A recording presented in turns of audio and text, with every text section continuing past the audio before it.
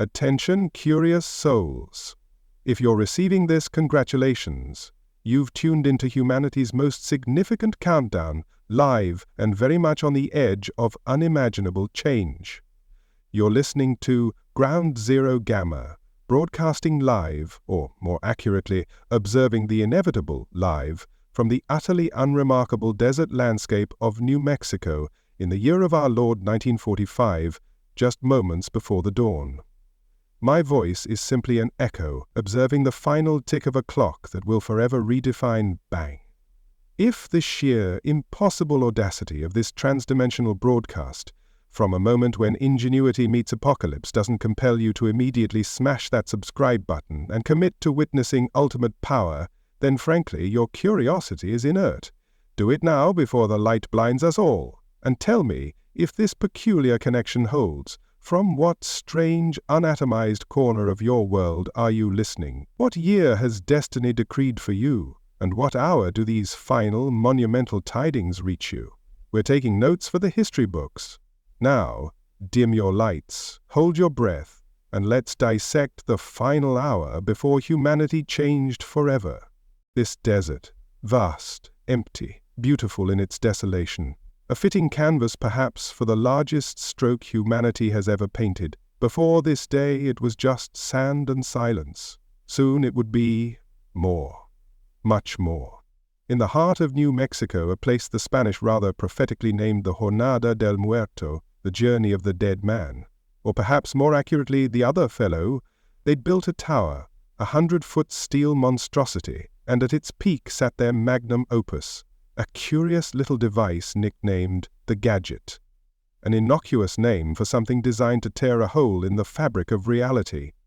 The year was 1945, the month, July, the 16th day to be precise, and the world, blissfully unaware, was about to hold its breath.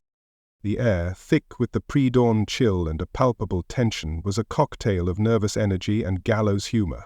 In the makeshift bunkers and observation posts scattered across the desert floor, the architects of this grand experiment waited. Men like Robert Oppenheimer, the brilliant haunted director of the Los Alamos laboratory, paced like a caged tiger. He'd taken to quoting Hindu scripture, a rather dramatic flair for a man about to unleash a sun on earth. Others, less prone to poetic outbursts, placed bets on the yield of the explosion. A few dollars here, a few there, on the off chance they weren't all about to be incinerated. It was a coping mechanism, of course, a laugh in the face of the abyss, because when you're staring into the maw of Armageddon, what else is there to do but crack a joke? The weather, it seemed, had a dark sense of humor all its own. Thunderstorms had been rolling through the desert all night, threatening to postpone the show. The irony was not lost on the scientists. Here they were, ready to unleash a man-made storm of unprecedented fury, and they were being held up by a bit of rain. General Leslie Groves, the military head of the project, and a man not known for his patience, was reportedly furious. He'd moved mountains, both literally and figuratively, to get to this point. He was not about to let a little atmospheric moisture stand in his way. The celestial middle finger was, for a time, a greater adversary than any foreign power. As the countdown began, a strange sense of calm settled over some. For others, the raw, primal fear began to set in. They were, after all, venturing into uncharted territory. The calculations said one thing, but reality had a nasty habit of throwing curveballs. What if they'd miscalculated? What if the chain reaction didn't stop? What if they ignited the atmosphere and turned the entire planet into a blazing inferno? These were the whispers in the dark, the questions that no one dared to ask too loudly, the kind of existential dread that can make a man question his own sanity. But the die was cast. The button was waiting, and humanity, in its infinite, reckless curiosity, was about to push it. In one of the observation bunkers, a young physicist named Richard Feynman, ever the maverick, decided to forego the protective welding glass. He reasoned that the windshield of a truck would filter out the harmful ultraviolet rays. He wanted to see it with his own eyes, this new sun, this terrible, beautiful creation. It was a moment of pure, unadulterated scientific curiosity. a testament to the indomitable human spirit, or perhaps just a touch of madness. The line between the two had become increasingly blurred in the New Mexico desert. As the final seconds ticked away, one can only imagine the thoughts racing through the minds of these men. Were they proud? Terrified? A little of both?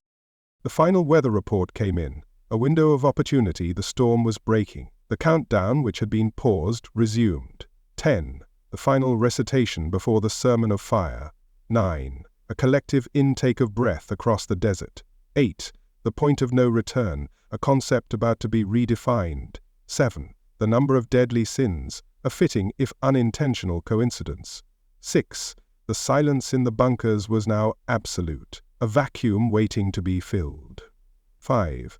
The hum of the machinery was the only sound, a mechanical heartbeat before the worlds skipped one. 4. What prayers were uttered in that moment, and to what gods? 3. The desert held its peace, a final fleeting moment of tranquility. 2. The weight of history, of all that had come before and all that would follow, pressed down on this single solitary second. 1. 0. A flash of light, brighter than 1,000 suns, banished the pre-dawn darkness. A light that was not of this world, a light that seared itself onto the retinas and into the collective consciousness of humanity. It was followed by a silence, a profound, deafening silence that seemed to stretch on for an eternity. And then, the roar. A physical, visceral roar that shook the very foundations of the earth. A sound that was both a birth cry and a death rattle. The mushroom cloud, that iconic, terrifying symbol of a new age, climbed into the sky, a monument to human ingenuity and human folly. The desert stage, once a cradle of desolation, had given birth to destruction. The world had changed, and there was no going back. If this glimpse into the quiet desolation and the terrifying beauty of humanity's darkest creations resonates with you, then you've found your tribe. We delve into the historical juxtapositions that define our world, the moments of profound change that ripple through time. Don't be a passive observer of history. Subscribe to our broadcast, and together, let's stare into the abyss. We promise it'll be illuminating. Click that subscribe button now before the next countdown begins. In the desolate expanse of the New Mexico desert, a motley crew of humanity's finest and most audacious minds gathered for a performance of a lifetime. The stage was set, the audience was a world holding its breath, and the star of the show was a creation of terrifying potential. A strange collection, this. The brilliant, the brave, the blissfully unaware. Men who argued about quantum physics one moment and prayed for dry weather the next, all bound by a secret so profound it could incinerate the world, a true melting pot of genius and dread. The air crackled with more than just the impending storm. It was thick with the weight of destiny, a destiny these individuals had volunteered to forge. At the heart of this intellectual tempest was J. Robert Oppenheimer, a man of bewildering contradictions. A connoisseur of poetry and a master of theoretical physics, he was as comfortable quoting ancient Hindu scriptures as he was discussing the intricacies of neutron diffusion. His gaunt frame and ever-present cigarette were the physical manifestations of the immense pressure he shouldered. He was the conductor of this orchestra of destruction, a man tasked with harmonizing the chaotic genius of his colleagues into a weapon of unimaginable power. In these final hours, his calm exterior was a carefully constructed facade, masking a maelstrom of doubt and a profound understanding of the Pandora's box he was about to unlock. In stark contrast to Oppenheimer's ethereal intellectualism was General Leslie Groves, a man whose feet were firmly and heavily planted on the ground. A pragmatist of the highest order, Groves had little time for the philosophical hand-wringing of his scientific counterparts. His job was to deliver a bomb, and he approached the task with the same bulldog tenacity he had applied to building the Pentagon. The weather delays were a personal affront to his meticulous planning, a chaotic variable in an equation he was determined to solve through sheer force of will. He was the unmovable object to the unstoppable force of nature, a man who saw the atomic bomb not as a moral quandary, but as a tool to end a war. Then there was Enrico Fermi, the Italian navigator, a man whose quiet demeanor belied a razor-sharp intellect and a playful spirit. Fermi was a master of the calculated risk, a gambler who played with the fundamental forces of the universe. In the final moments before the test, he was reportedly tearing a piece of paper into small shreds, a simple experiment to measure the blast's yield. While others were lost in a fog of anxiety, Fermi was a beacon of scientific curiosity. His mind focused on the data, the pure, unadulterated physics of the event. He was a man who found a strange, almost serene beauty in the elegant mathematics of destruction. Lurking in the intellectual shadows was Edward Teller, a man whose obsession with the super, a hydrogen bomb of even greater destructive power, was already a source of friction among his colleagues. Teller's mind was a restless engine, always pushing the boundaries of what was possible, often to the discomfort of those around him. He was a man who saw the atomic bomb not as an endpoint, but as a stepping stone to something far more terrible. His presence was a stark reminder that even in this moment of unprecedented creation, the human appetite for destruction was far from satiated. And then there was the irrepressible Richard Feynman, a young physicist whose playful iconoclasm was a breath of fresh air in the stuffy, high-stakes atmosphere of Los Alamos. Feynman, with his insatiable curiosity and disdain for authority, was a constant source of both amusement and exasperation. His decision to watch the explosion without the standard-issue welding glasses, relying instead on the windshield of a truck to filter out the harmful rays, was pure Feynman. It was a testament to his unwavering confidence in his own calculations and his desire to witness the raw, unfiltered reality of the moment. He was the embodiment of the audacious, almost reckless spirit of scientific inquiry. But it wasn't just the titans of physics who peopled this desert stage. There were the grunts, the soldiers who had built the infrastructure of this secret world, who stood guard in the desolate wilderness, often with little understanding of the true nature of their mission. They were the cogs in this infernal machine, the silent, dutiful sentinels of the atomic age. For them this was another post, another duty in a long and brutal war. The philosophical implications were a luxury they could not afford. Their concerns were more immediate. The scorpions, the rattlesnakes, and the oppressive, soul-crushing heat of the New Mexico sun. There were the technicians, the unsung heroes of the project, the men who had meticulously assembled the gadget, a task of mind-numbing complexity and nerve-wracking delicacy. They were the ones who had handled the plutonium core, a substance so toxic that a single microscopic speck could be lethal. They worked in an environment of constant low-grade terror, their hands steady, their minds focused, their every action governed by a rigid protocol designed to prevent a catastrophic accident. They were the high-wire walkers of the atomic age, balancing on a precipice of their own creation. The gamblers, of course, were everywhere. Not just the scientists betting on the yield of the explosion, a morbid pool of intellectual one-upmanship, but every single person present at the Trinity site. They were all gambling with their lives, with the future of humanity, with the very fabric of the planet. They were rolling the dice on a scale never before imagined. Their bet a testament to the intoxicating allure of the unknown. And in the pre-dawn darkness of July 16, 1945, the wheel was about to stop spinning. The final hour was a symphony of mundane and monumental activities. Men drank coffee, checked wiring, and made nervous small talk, the banality of their actions a stark contrast to the cosmic significance of the moment. The weather reports were a constant source of anxiety and frustration, the fate of the world seemingly at the mercy of a passing thunderstorm. The countdown was a metronome of dread, each tick a step closer to a future that was both terrifying and exhilaratingly uncertain. Oppenheimer, ever the poet, clung to his anxieties like a favorite book. He was a man who understood the profound tragedy of his creation, the terrible beauty of the fire he was about to unleash. His famous quote, "I am become death, the destroyer of worlds," was not a boast, but a lament, a premonition of the heavy burden he would carry for the rest of his days. He was a modern-day Prometheus, a man who had stolen fire from the gods and was about to be eternally tormented by the consequence. Groves, on the other hand, was a man of action, not introspection. His concerns were logistical, not existential. He was worried about security, about the success of the test, about the implications for the war effort. The moral and ethical dimensions of the bomb were, for him, a secondary concern, a problem for the philosophers and the historians to debate. His was a world of black and white, of victory and defeat, and the bomb was, in his eyes, a decisive move in a global game of chess.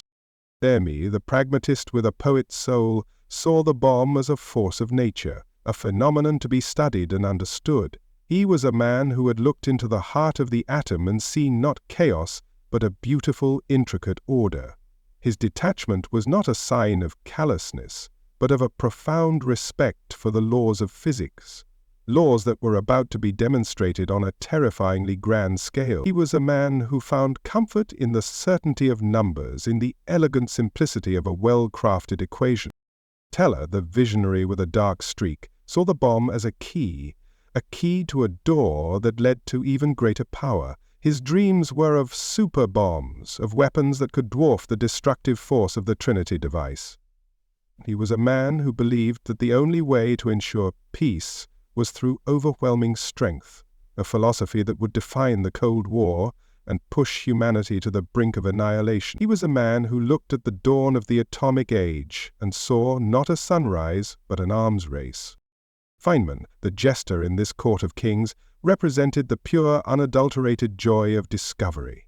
He was a man who was not intimidated by the scale of the project, who saw it as the ultimate puzzle, a challenge to be solved with wit and ingenuity. His playful spirit was a necessary antidote to the grim seriousness of the endeavor, a reminder that even in the face of Armageddon, there was still room for a little laughter. He was a man who looked at the bomb and saw not a weapon, but a magnificent, awe-inspiring display of the power of the human mind.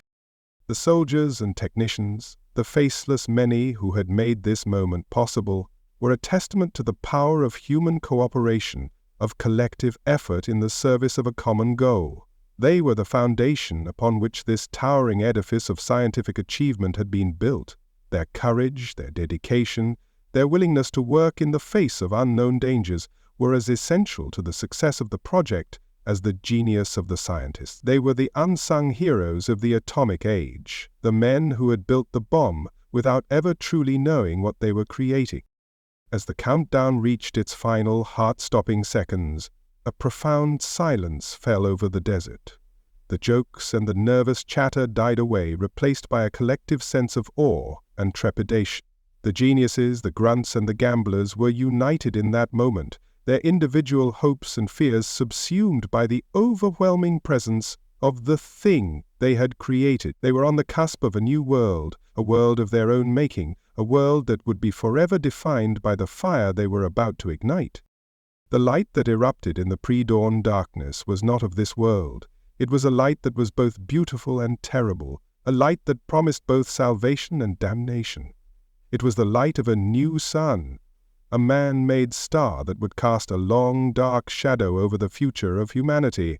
The roar that followed was the sound of a world being broken and remade, the birth cry of a new and terrifying age. The desert, once a symbol of emptiness and desolation, had become the cradle of a new kind of power, a power that would change the course of history forever. In that single searing moment, the world was irrevocably altered. The men who had witnessed the birth of the atomic age were no longer just scientists, soldiers, and technicians. They were the unwilling prophets of a new and uncertain future, the harbingers of an age of anxiety. They had looked into the face of God, or perhaps the devil, and they had been forever changed by the experience. The world they had known was gone, incinerated in the fires of their own creation. The mushroom cloud that rose over the New Mexico desert was a monument to the dual nature of humanity, to our capacity for both breathtaking genius and breathtaking destruction. It was a symbol of our insatiable curiosity, our relentless drive to understand and control the world around us. But it was also a warning, a stark and terrifying reminder of the destructive power that lies dormant within us, a power that, once unleashed, can never be fully contained. The story of the final hour before the bomb is a story of human ambition, of human ingenuity, and of human folly.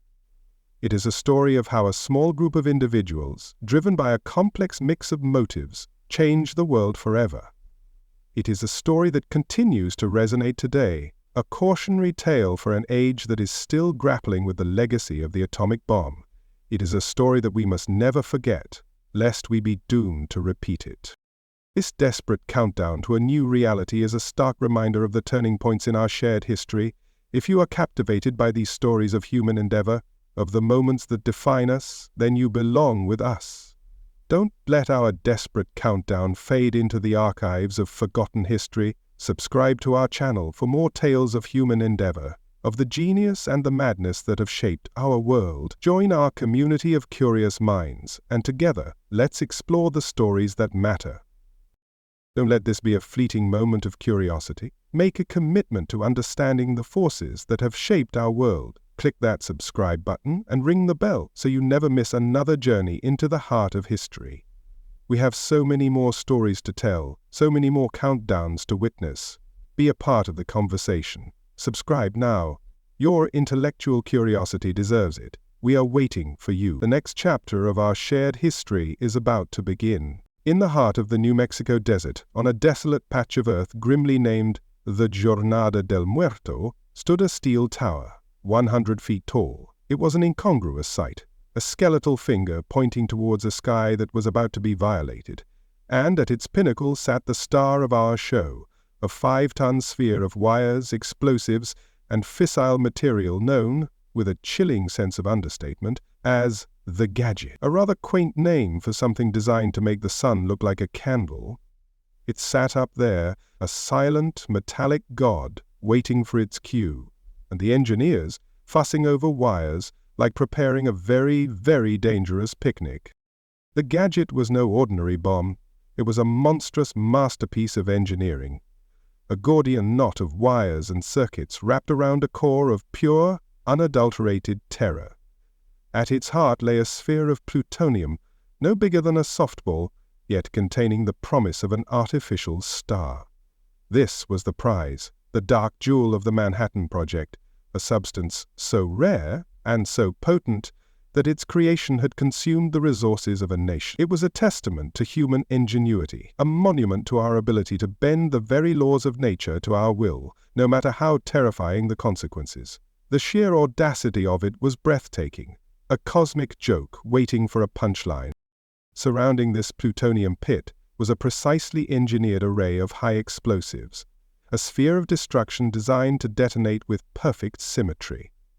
These were not your garden variety explosives. They were the product of years of research, a collection of lenses that would focus the blast wave inwards, crushing the plutonium core with unimaginable force. The goal was to achieve critical mass, to squeeze the atoms of plutonium so tightly together that they would tear themselves apart in a blaze of glory. It was a delicate, violent ballet of physics, a symphony of destruction conducted on a microscopic scale. The complexity of the device was staggering. Miles of wiring snaked across its surface, a tangled web of connections that had to function with flawless precision. 32 detonators, each a marvel of engineering in its own right, had to fire within a millionth of a second of each other. Any deviation, any slight imperfection, and the whole thing would be a dud, a multi-million-dollar firecracker that fizzled instead of boomed. The pressure on the men who had assembled this infernal machine was immense. They were not just building a bomb, they were crafting a key to a new and terrible age. The 100-foot tower that held the Gadget aloft was more than just a platform. It was an altar, a place of sacrifice, where the old world would be offered up to the new gods of the atomic age. The decision to detonate the bomb on a tower was a practical one, designed to maximize the effects of the blast and minimize the amount of radioactive fallout, but it also lent a certain theatricality to the proceedings, a sense of drama that was not lost on the men who were about to witness the dawn of a new era. They were not just scientists and soldiers, they were the audience for the most terrifying show on Earth. Security at the Trinity site was, as one might expect, tight. The entire area was a fortress, a secret city in the middle of nowhere, guarded by a small army of military police. The men who worked there were sworn to secrecy, their lives a constant dance of paranoia and deception. They were ghosts in their own country, their names and their work erased from the official record. They were the keepers of the biggest secret in the world, a secret that weighed on them like a lead blanket. The irony of guarding a weapon that could obliterate entire cities was not lost on them. In the final hours before the test, a small team of engineers ascended the tower for one last check. They were the high priests of this new religion, the men who would make the final preparations for the ceremony. They moved with a practiced calm, their hands steady, their voices low and measured. But beneath the surface, a current of fear and anticipation ran deep. They were standing on the precipice of history, a few feet away from a device that held the power to change the world forever. The air was thick with the smell of ozone and the unspoken terror of the unknown. The tasks they performed were a bizarre mix of the mundane and the monumental. They checked wiring, tightened connections, and armed the detonators, their actions a strange parody of a pre-light checklist. They were like mechanics preparing a car for a race, except this car was designed to tear a hole in the fabric of reality. The banality of their work was a coping mechanism, a way to keep the overwhelming reality of their situation at bay. They were men at work, doing a job that just happened to involve unleashing the power of the sun on Earth. One of the last men to touch the gadget was a young physicist named Norris Bradbury. It was his job to make the final connections, to arm the beast that slumbered at the top of the tower. He was a man of quiet competence, a steady hand in a world of nervous energy. As he worked, he was acutely aware of the power that lay beneath his fingertips. He was the gatekeeper, the man who held the key to Armageddon. It was a responsibility that would have crushed a lesser man, but Bradbury was a professional. He did his job, and he did it well. As the team descended the tower for the last time, a sense of finality settled over the desert. There was nothing left to do but wait. The gadget sat alone on its metal throne, a silent, brooding presence against the darkening sky. The thunderstorms that had threatened to delay the test had begun to break, a small mercy from a sky that was about to be brutalized. The countdown, which had been paused, was about to resume. The world, blissfully unaware, was about to change. The men in the observation bunkers miles away from the tower could only watch and wait. They were the architects of this moment, the men whose genius had brought the gadget into existence. But now they were merely spectators, their creation having taken on a life of its own. They had done the math, they had run the simulations, but there was still a terrifying element of the unknown. They were about to learn, in the most dramatic way possible, whether their calculations were correct. Oppenheimer, the father of the bomb, was a wreck. He chain-smoked, paced, and quoted poetry, his mind a whirlwind of conflicting emotions. He was a man who had looked into the abyss, and the abyss had looked back into him. He knew, better than anyone, the terrible power he was about to unleash. He was a man torn between pride and despair, a creator who was about to become a destroyer.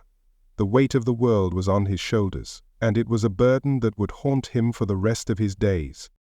At Groves, the military man was all business. He was focused on the mission, on the successful detonation of the bomb. He had little time for the philosophical hand-wringing of the scientists. For him, the bomb was a weapon, a tool to end a war that had claimed millions of lives. He was a man of action, a man who believed in the righteousness of his cause. He was the pragmatist to Oppenheimer's poet, the hammer to his anvil. Fermi, the Italian master of the atom, was a picture of calm. He was a man who trusted in the laws of physics, in the elegant certainty of mathematics. He was not immune to the tension of the moment, but his fear was tempered by a deep curiosity. He was about to witness a phenomenon of unprecedented power, a real-world demonstration of the theories he had spent his life studying. For him, this was the ultimate experiment, the culmination of a lifetime of work. Teller, the Hungarian firebrand, was already looking beyond the gadget. He was dreaming of bigger bombs, of weapons that would make the Trinity device look like a firecracker. He was a man possessed by a vision of ultimate power, a man who believed that the only way to secure the future was to build a bigger stick. He was the ghost of Christmas future, a harbinger of the arms race that would define the Cold War. Feynman, the playful prodigy, was determined to see the show. He was not a man to be trifled with, and he was not about to let a little thing like lethal radiation stand in his way. His decision to watch the explosion with his own eyes, shielded only by the windshield of a truck, was a testament to his rebellious spirit and his insatiable curiosity. He was the embodiment of the scientific spirit, the part of us that is always pushing the boundaries, always asking, what if? And then there were the others, the forgotten men of the Manhattan Project, the soldiers, the technicians, the engineers who had toiled in obscurity to make this moment possible. They were the unsung heroes of the atomic age, the men who had built the bomb without ever truly understanding what they were creating. They were the cogs in the machine, the gears that had turned the wheels of history. Their names are lost to time, but their legacy is written in the fiery language of the atom. As the final seconds of the countdown ticked away, a hush fell over the desert. The world seemed to hold its breath, waiting for the inevitable. The men in the bunkers braced themselves, their hearts pounding in their chests. They were on the verge of a new world, a world of their own making. They had built a monster, and now they were about to set it free. There was no turning back. The light that filled the sky was brighter than 1,000 suns. It was a light that was both beautiful and terrible, a light that seared itself into the retinas of those who witnessed it. For a moment there was silence, a profound, deafening silence. And then came the roar, a sound that was not so much heard as it was felt, a physical assault on the senses. The earth shook, the sky burned, and the world was changed forever.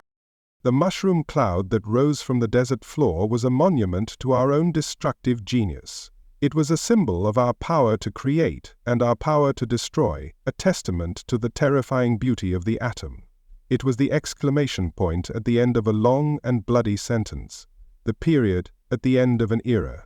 The age of innocence was over. The atomic age had begun. The gadget, that monstrous masterpiece on a tower, had done its work. It had performed its one and only trick, a trick that had changed the course of history. It had turned the desert sand to glass, and it had turned the hearts of men to stone. It was a legacy of fire and fear, a legacy that we are still grappling with today. It was the price of progress, a price that we may still be paying for generations to come. The story of the gadget is a cautionary tale, a reminder of the dangers of unchecked ambition and the seductive allure of power. It is a story about the fine line between genius and madness, between creation and destruction. It is a story that we should never forget, lest we be tempted to build our own towers, to create our own monsters. The ghosts of Trinity still haunt us, a constant reminder of the day we played with fire and almost got burned. If you're still processing that ominous invention, that metallic god perched on its altar of steel, then you've only scratched the surface of the stories we tell. We are drawn to these moments, these monstrous masterpieces that define our history. You absolutely must subscribe. Don't let this be a fleeting fascination. Join a community that isn't afraid to stare into the heart of humanity's most audacious and terrifying creation. This is your final check. The countdown is on. Don't let your curiosity fizzle out. Click that subscribe button and arm yourself with knowledge. We are the detonator for historical narratives that will create a chain reaction in your understanding of the world. The potential is there. All you have to do is push the button, subscribe now. The show is about to begin. In the pre-dawn gloom of the 16th of July, 1945, the desert air was a cocktail of anticipation and dread. The final hour had arrived. 60 minutes. 3,600 seconds. Each one a grain of sand slipping through an hourglass, marking the end of one world and the violent birth of another. Across the desolate expanse of the Jornada del Muerto, in scattered bunkers and observation posts, men huddled around crackling radios, their faces illuminated by the faint glow of instrument panels. The numbers began to dwindle, nerves frayed, a cough, a joke about missing breakfast. Humanity's greatest moment, or its last, ushered in by men who probably just needed a strong coffee. The official countdown was a disembodied voice, a metronome marking the tempo of impending doom. It was a voice of calm, almost bureaucratic detachment, a stark contrast to the maelstrom of emotions swirling in the minds of those who listened. Minus 60 minutes. The final weather report had been favorable, a brief window in the thunderstorms that had played the test schedule. General Groves, a man not known for his patience, had given the go-ahead. There would be no more delays. The show, as they say, must go on, even if the closing act was the apocalypse. In the south 10,000-yard bunker, the main control point, the atmosphere was thick with a palpable tension. This was the nerve center of the operation, the place where the final button would be pushed. J. Robert Oppenheimer, the father of this monstrous creation, paced like a caged panther, his gaunt frame a testament to the weight of his creation. He was a man on the verge of either godhood or eternal damnation, and the line between the two had never seemed so thin. His brother Frank, also a physicist, was there to steady him, a human anchor in a sea of existential dread. The radio traffic was a stilted, coded language, a litany of checks and confirmations that belied the monumental significance of the moment. Is the cat in the hat? The fish are jumping? These were not the pronouncements of gods, but the nervous chatter of men trying to maintain a semblance of normality in the face of the profoundly abnormal. It was a desperate attempt to impose order on a situation that was about to spiral into beautiful, terrifying chaos, the kind of gallows humor that only surfaces when you're staring into the abyss and the abyss is about to put on a light show. Minus 55 minutes. The final arming party had descended from the 100-foot tower, their task complete. The Gadget now sat alone, a silent, brooding idol awaiting its moment of fiery transfiguration. The men who had been its keepers, its midwives, were now mere spectators, their role in this cosmic drama reduced to that of a nervous audience. They had done their part. The rest was up to the immutable laws of physics and a few millionths of a second of flawless, synchronized detonation. No pressure. A low hum emanated from the equipment in the bunkers, the only sound besides the crackle of the radio and the occasional nervous cough. It was the sound of a world holding its breath, the collective anxiety of hundreds of men focused on a single point in the desert. They were a strange collection of geniuses and grunts, thinkers and doers, all united by a shared secret and a shared sense of impending doom. They were about to witness the dawn of a new age, an age born of fire and fear. Minus 45 minutes. The voice on the radio announced the automatic sequence had begun. A machine was now in control, a cold, calculating intelligence that would carry out its task with ruthless efficiency. The human element, with all its messy emotions and second thoughts, had been removed from the equation. It was a comforting thought in a strange sort of way. A machine could not have nightmares. A machine could not be haunted by the ghosts of the future. The jokes, when they came, were dark and sharp, splinters of humor in a sea of tension. Someone quipped about the odds of igniting the atmosphere, a morbid jest that was a little too close to a genuine fear for comfort. Enrico Fermi, ever the pragmatist, was reportedly offering bets on the yield of the explosion, a gambler's hedge against the end of the world.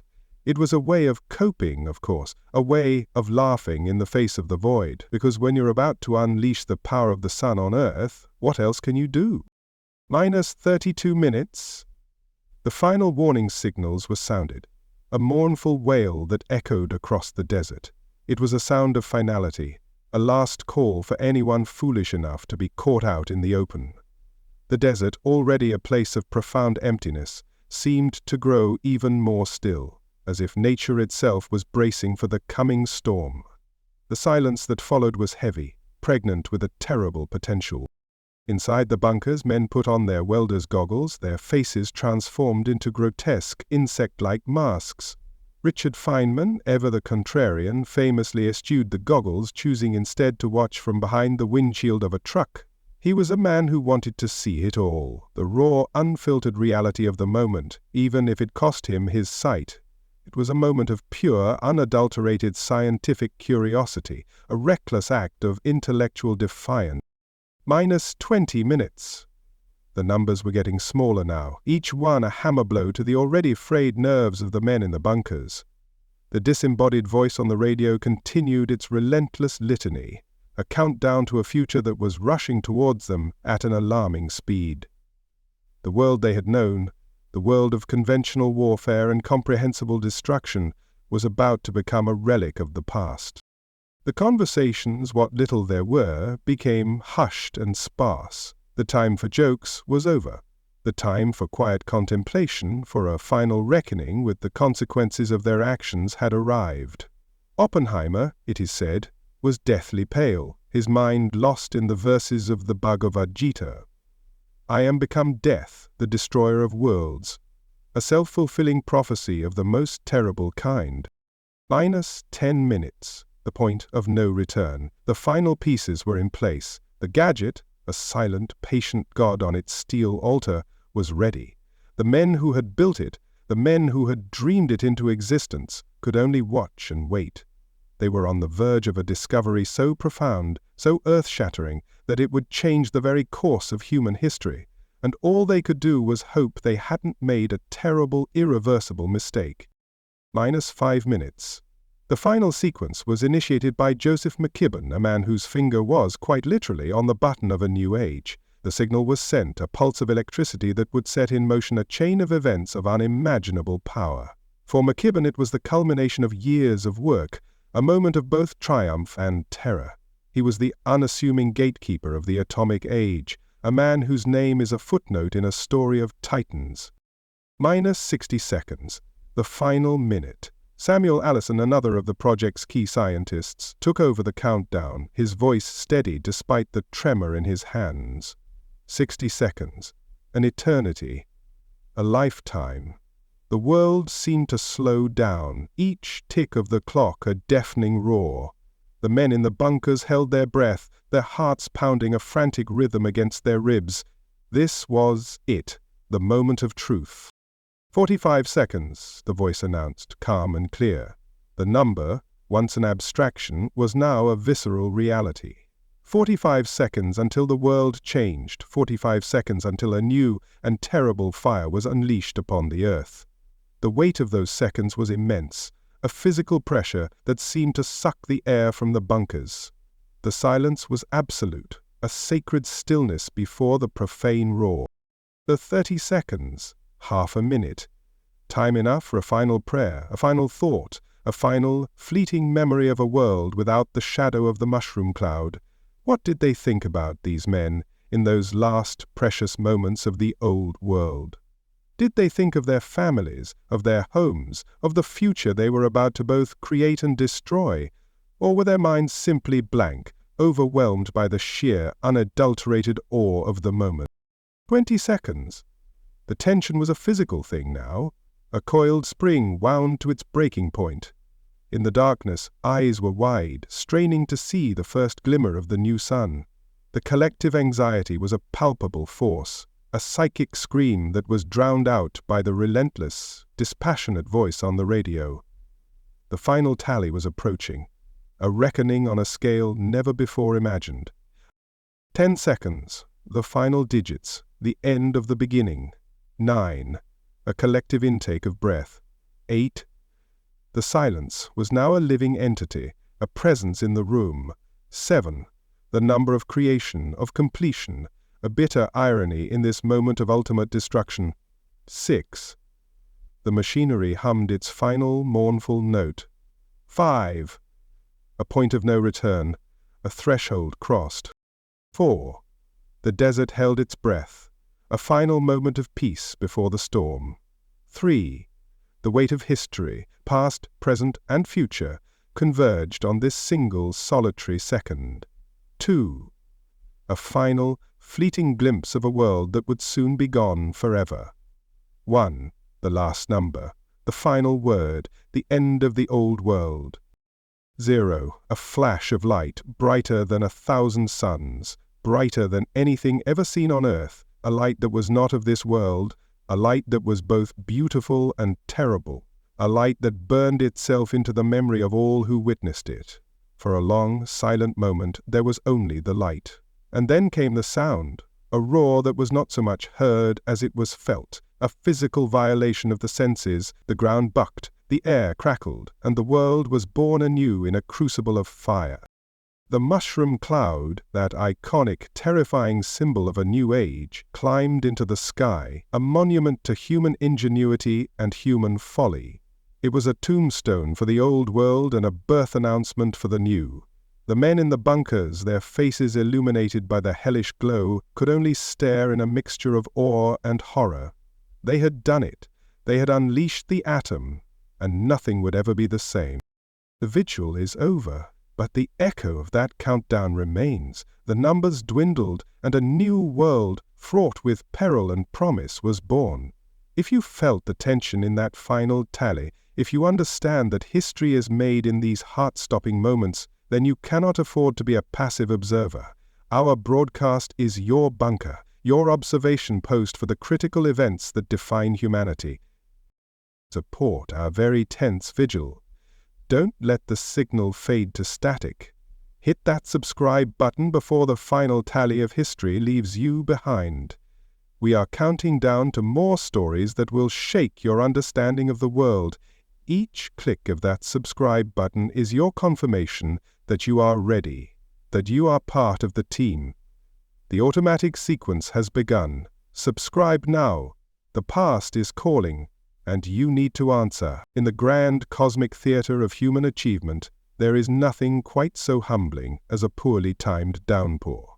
Here they were, on the 16th of July 1945, the brightest minds of a generation, poised to unleash a man-made sun upon the earth. They had split the atom, bent the fundamental forces of the universe to their will, and built a 5-ton god of destruction. And now, in the final hours, they were being stymied by a bit of inconvenient weather. Rain, thunder. Just when you're about to change the world, the sky decides to have a tantrum. Nature, reminding us who's really in charge. For now, anyway, very inconvenient. The day before, the 15th of July, had been a scorcher. The New Mexico sun had beaten down on the Jornada del Muerto with its usual merciless intensity, but as evening fell, the sky began to curdle. Ominous clouds gathered on the horizon, their bellies bruised and dark. By midnight, the heavens had opened up. A full-blown thunderstorm was raging across the test site, a biblical deluge that seemed to mock the hubris of the men cowering in their bunker. The wind howled, lightning split the sky, and the rain came down in sheets, turning the desert into a muddy quagmire. This was not merely an inconvenience, it was a potentially catastrophic complication. The 100-foot steel tower, with the gadget perched precariously at its summit, was now the tallest lightning rod for miles. A direct strike could have been, well, unpredictable. At best, it might fry the intricate network of detonators, resulting in a very expensive and very embarrassing dud. At worst, it could trigger a partial asymmetrical detonation, scattering 6 kilograms of deadly plutonium across the desert like so much toxic dust. Nature, it seemed, was not above a bit of preemptive schadenfreude. The man tasked with making sense of this meteorological chaos was Jack Hubbard, the chief meteorologist for the project. He was a man under an almost comical amount of pressure. General Leslie Groves, a man whose patience was measured in millimeters, wanted a definitive answer. Go or no go?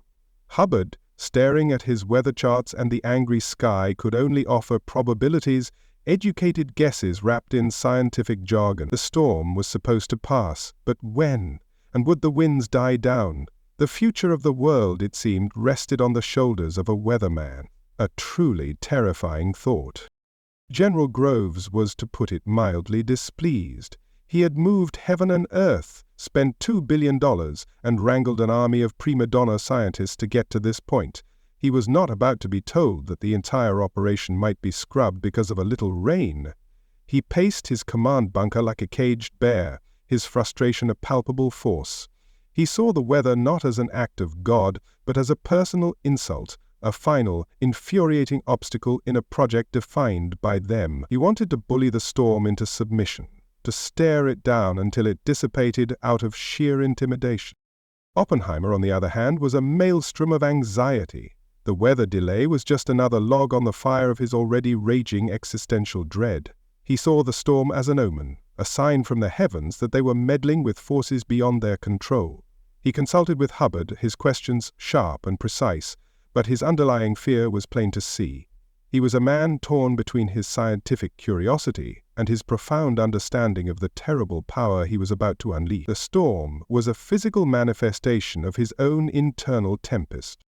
The original schedule had called for a 4 o'clock detonation.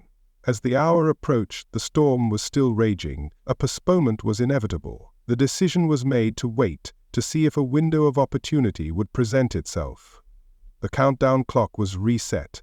The men in the bunkers, already on edge, were now forced to endure an agonizing, indefinite delay. The tension, already thick enough to cut with a knife, was now a suffocating presence. Nerves frayed, tempers flared, and the dark humor grew even darker. The irony was not lost on anyone. Here they were, the most powerful men in the world, capable of creating a weapon of unimaginable destruction, and they were utterly at the mercy of the elements. They could split the atom, but they couldn't stop the rain. It was a humbling, almost comical reminder of their own insignificance in the grand scheme of things. For all their genius, for all their power, they were still just men, small and fragile in the face of nature's casual fury. The radio chatter between the bunkers was a litany of frustration and nervous energy. Coded messages about wind speeds and visibility were interspersed with gallows humor about building an ark. The men were tired, they were stressed, and they were soaked. The grand, historic moment they had been preparing for had dissolved into a soggy, miserable waiting game. Humanity's great leap forward was stuck in the mud, waiting for a break in the clouds. As the hours dragged on, the decision-making process became a tense, high-stakes negotiation between Groves's impatience and Oppenheimer's caution. Groves, ever the pragmatist, was pushing for a decision. He was concerned about security, about keeping his army of scientists and soldiers cooped up in the desert for another day. He wanted to get this over with, to deliver his bomb and go home. He saw the risks of waiting as greater than the risks of proceeding in less than ideal conditions.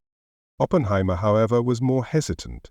He was worried about the fallout. The high winds could carry the radioactive cloud over populated areas, a disaster that would be both a human tragedy and a public relations nightmare.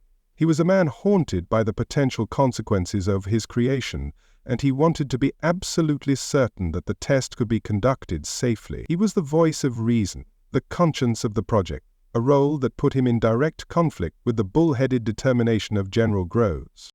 The debate raged on, a battle of wills between two of the most powerful men in the world. They were a study in contrasts, the pragmatic, no-nonsense soldier and the poetic, introspective scientist. They were the yin and yang of the atomic age, their conflict a perfect encapsulation of the tension between creation and destruction, between ambition and responsibility. And in the middle of it all was Jack Hubbard, the weatherman, trying to give them the answers they so desperately needed. Finally, around 4:45 in the morning, Hubbard saw a glimmer of hope. The storm was breaking, a window of opportunity was opening up.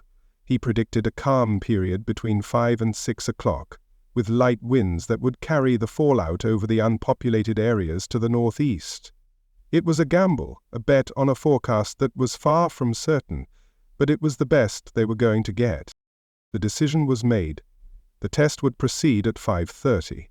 The news was relayed to the other bunkers, and a collective sigh of relief, mixed with a fresh wave of anxiety, swept across the desert.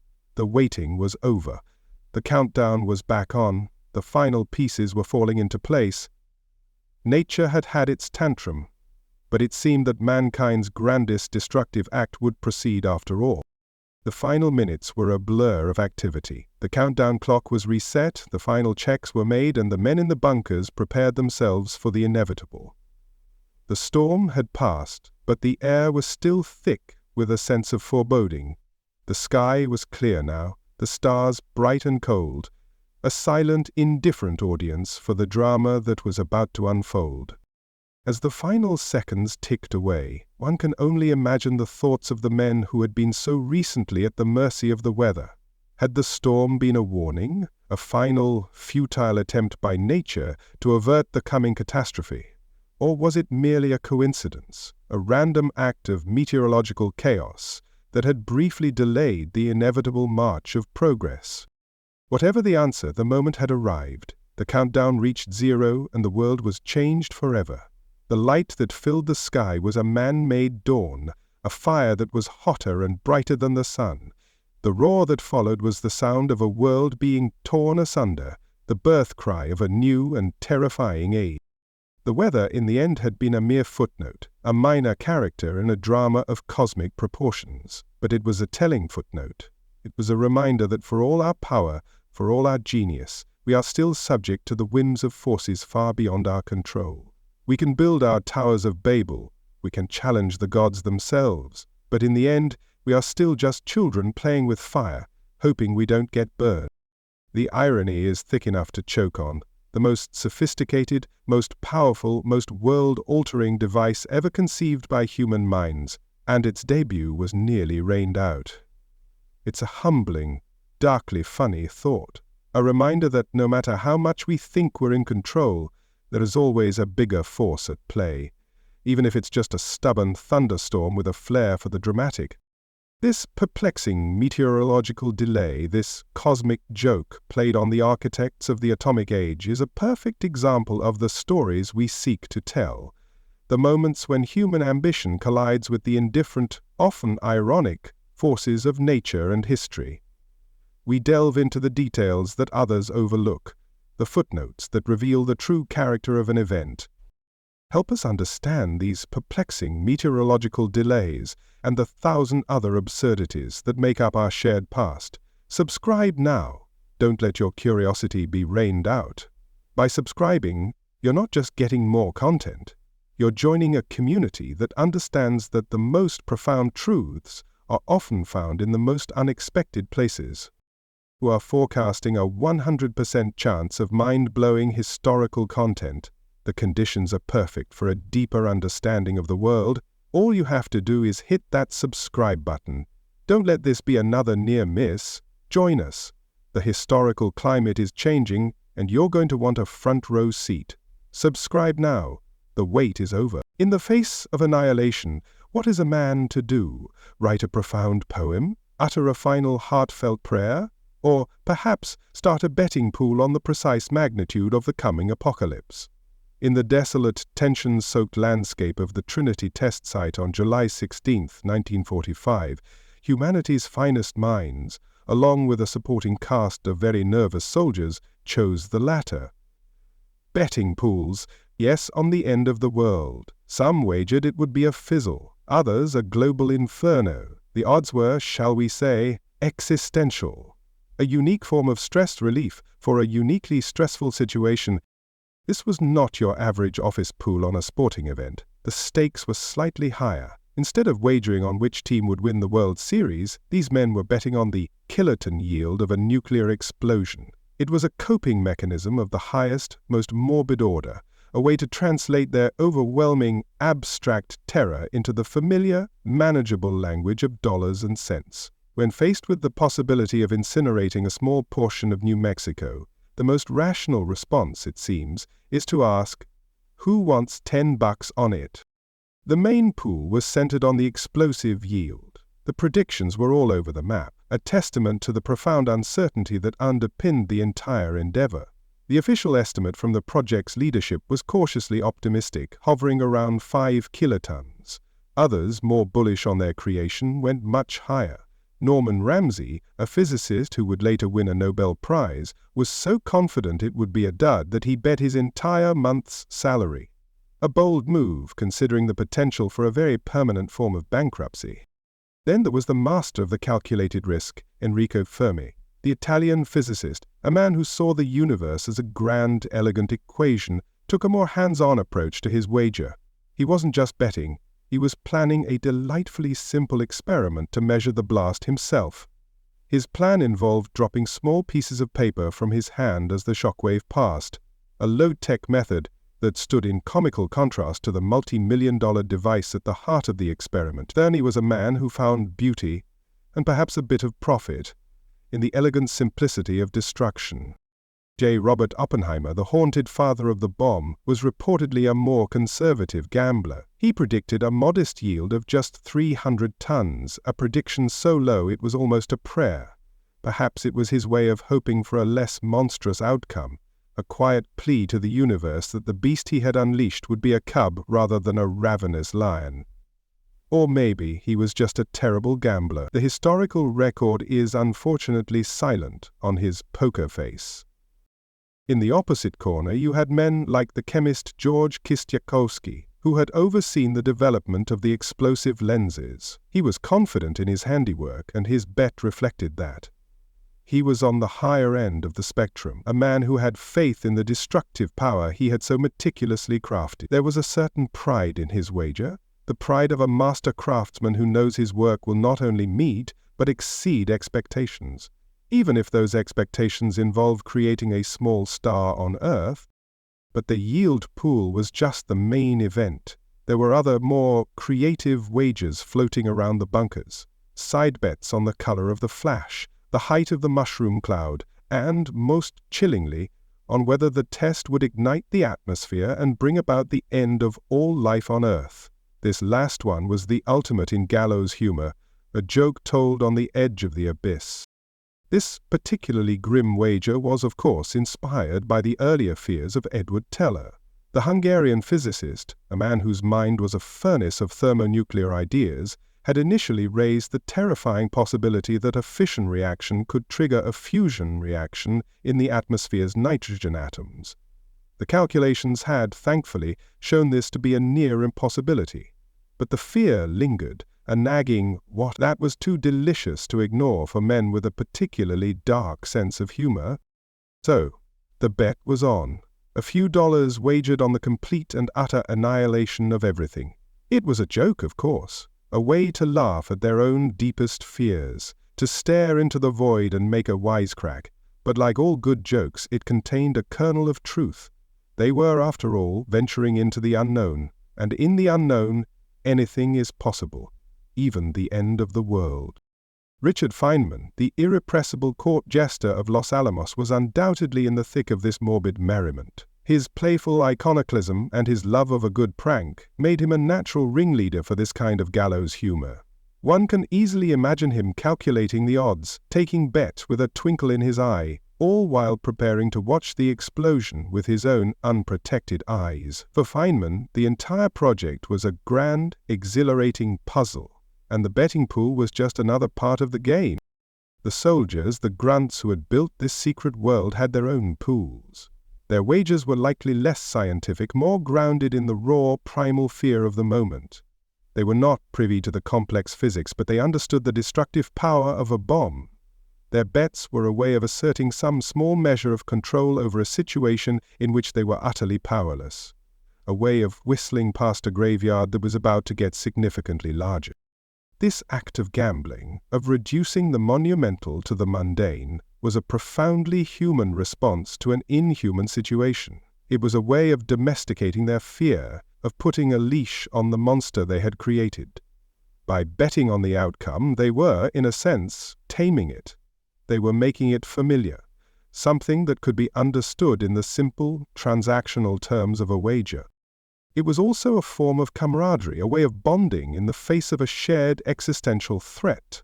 The shared joke, the collective wager, was a way of saying, we're all in this together. It was a way of building a small, fragile community in the shadow of the mushroom cloud, a community of gamblers, jesters, and very, very nervous men. As the countdown ticked away, the bets were all in. The stakes were set, both literally and figuratively. The men in the bunkers waited, their wallets a little lighter, their hearts a little heavier. They had placed their bets on the future of the world, and now all they could do was wait for the results to come in.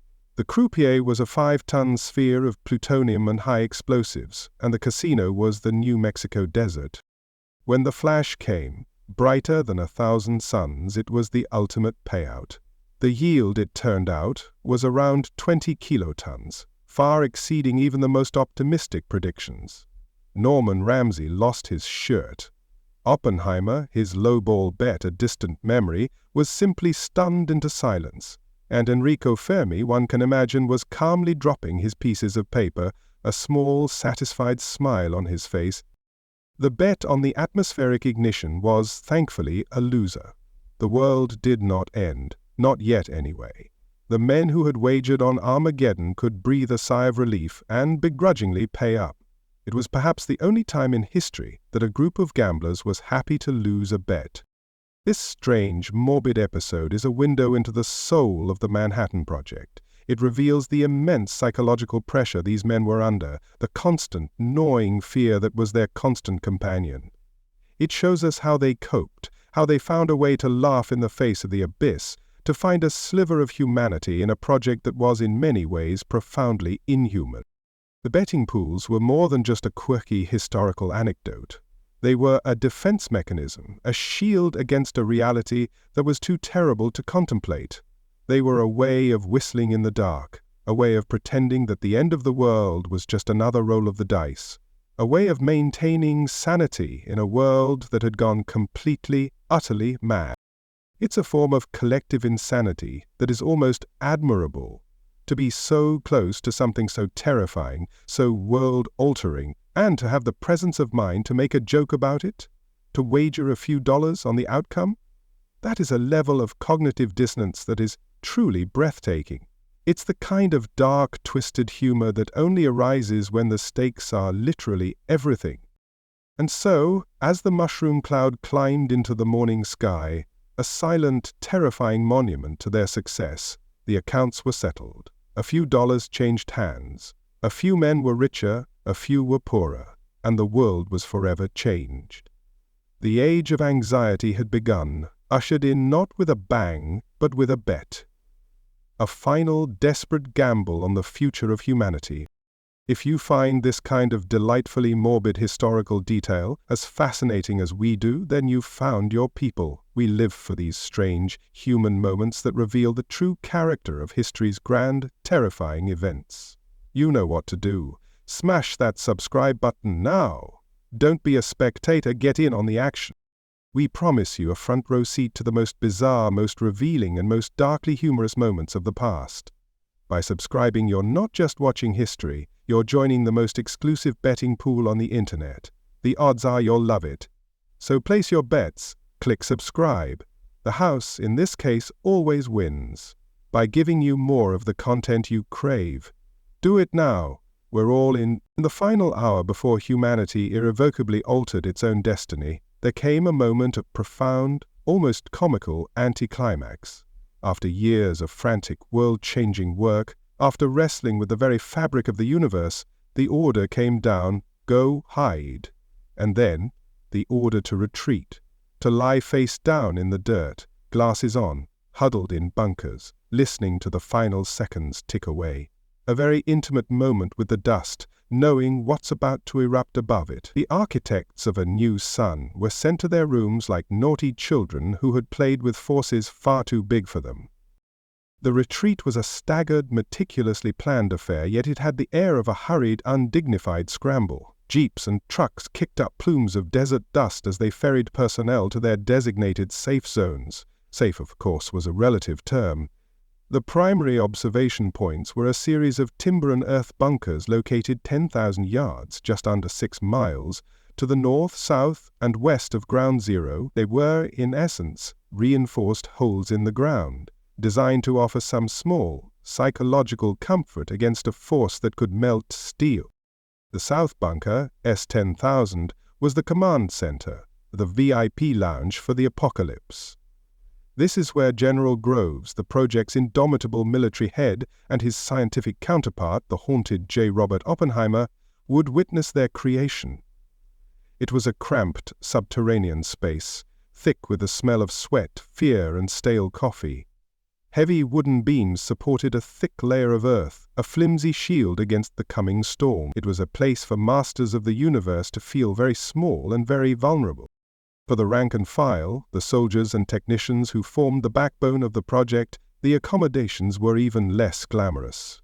Many were simply instructed to find a ditch or a shallow trench, to lie face down with their feet pointed towards the tower, and to cover their heads with their arms. The instructions were simple, direct, and utterly terrified. They were being asked to turn their backs on the most spectacular event in human history and to pray that a few feet of dirt would be enough to save them from its wrath. Imagine the absurdity of that moment. You are a soldier in the New Mexico desert. You've spent months guarding a secret so profound it has no name, and now you are being told to lie in the sand and wait for a light brighter than the sun. The instructions included a stern warning not to look at the initial flash under any circumstances, lest you be permanently blinded. So you lie there, face in the dirt, a very personal and intimate moment with the grit and the alkali flats, contemplating your own potential vaporization. The final arming party, the last men to have physical contact with the gadget, had the most perilous retreat. After making their final connections atop the 100-foot steel tower, they had to scramble down and race against the clock to reach safety. Every shadow must have seemed a little longer, every strange noise a little more menacing. They were fleeing a monster of their own creation, a 5-ton beast that was now ticking, waiting to be unleashed. Theirs was a special kind of terror, the terror of a parent who has just realized their child is a homicidal maniac. As the bunkers sealed their heavy doors, a profound sense of isolation set in. The world was reduced to the cramped confines of the shelter, the faces of your fellow condemned, and the crackling voice on the radio. This voice was their only lifeline, their only connection to the outside world and to the infernal device they had left sitting alone in the desert. The disembodied countdown was a metronome of dread, each number a step closer to the unknown. Inside these concrete and wooden wombs, the atmosphere was a thick stew of anxiety and gallows humor. Men made nervous small talk, their voices tight and strained.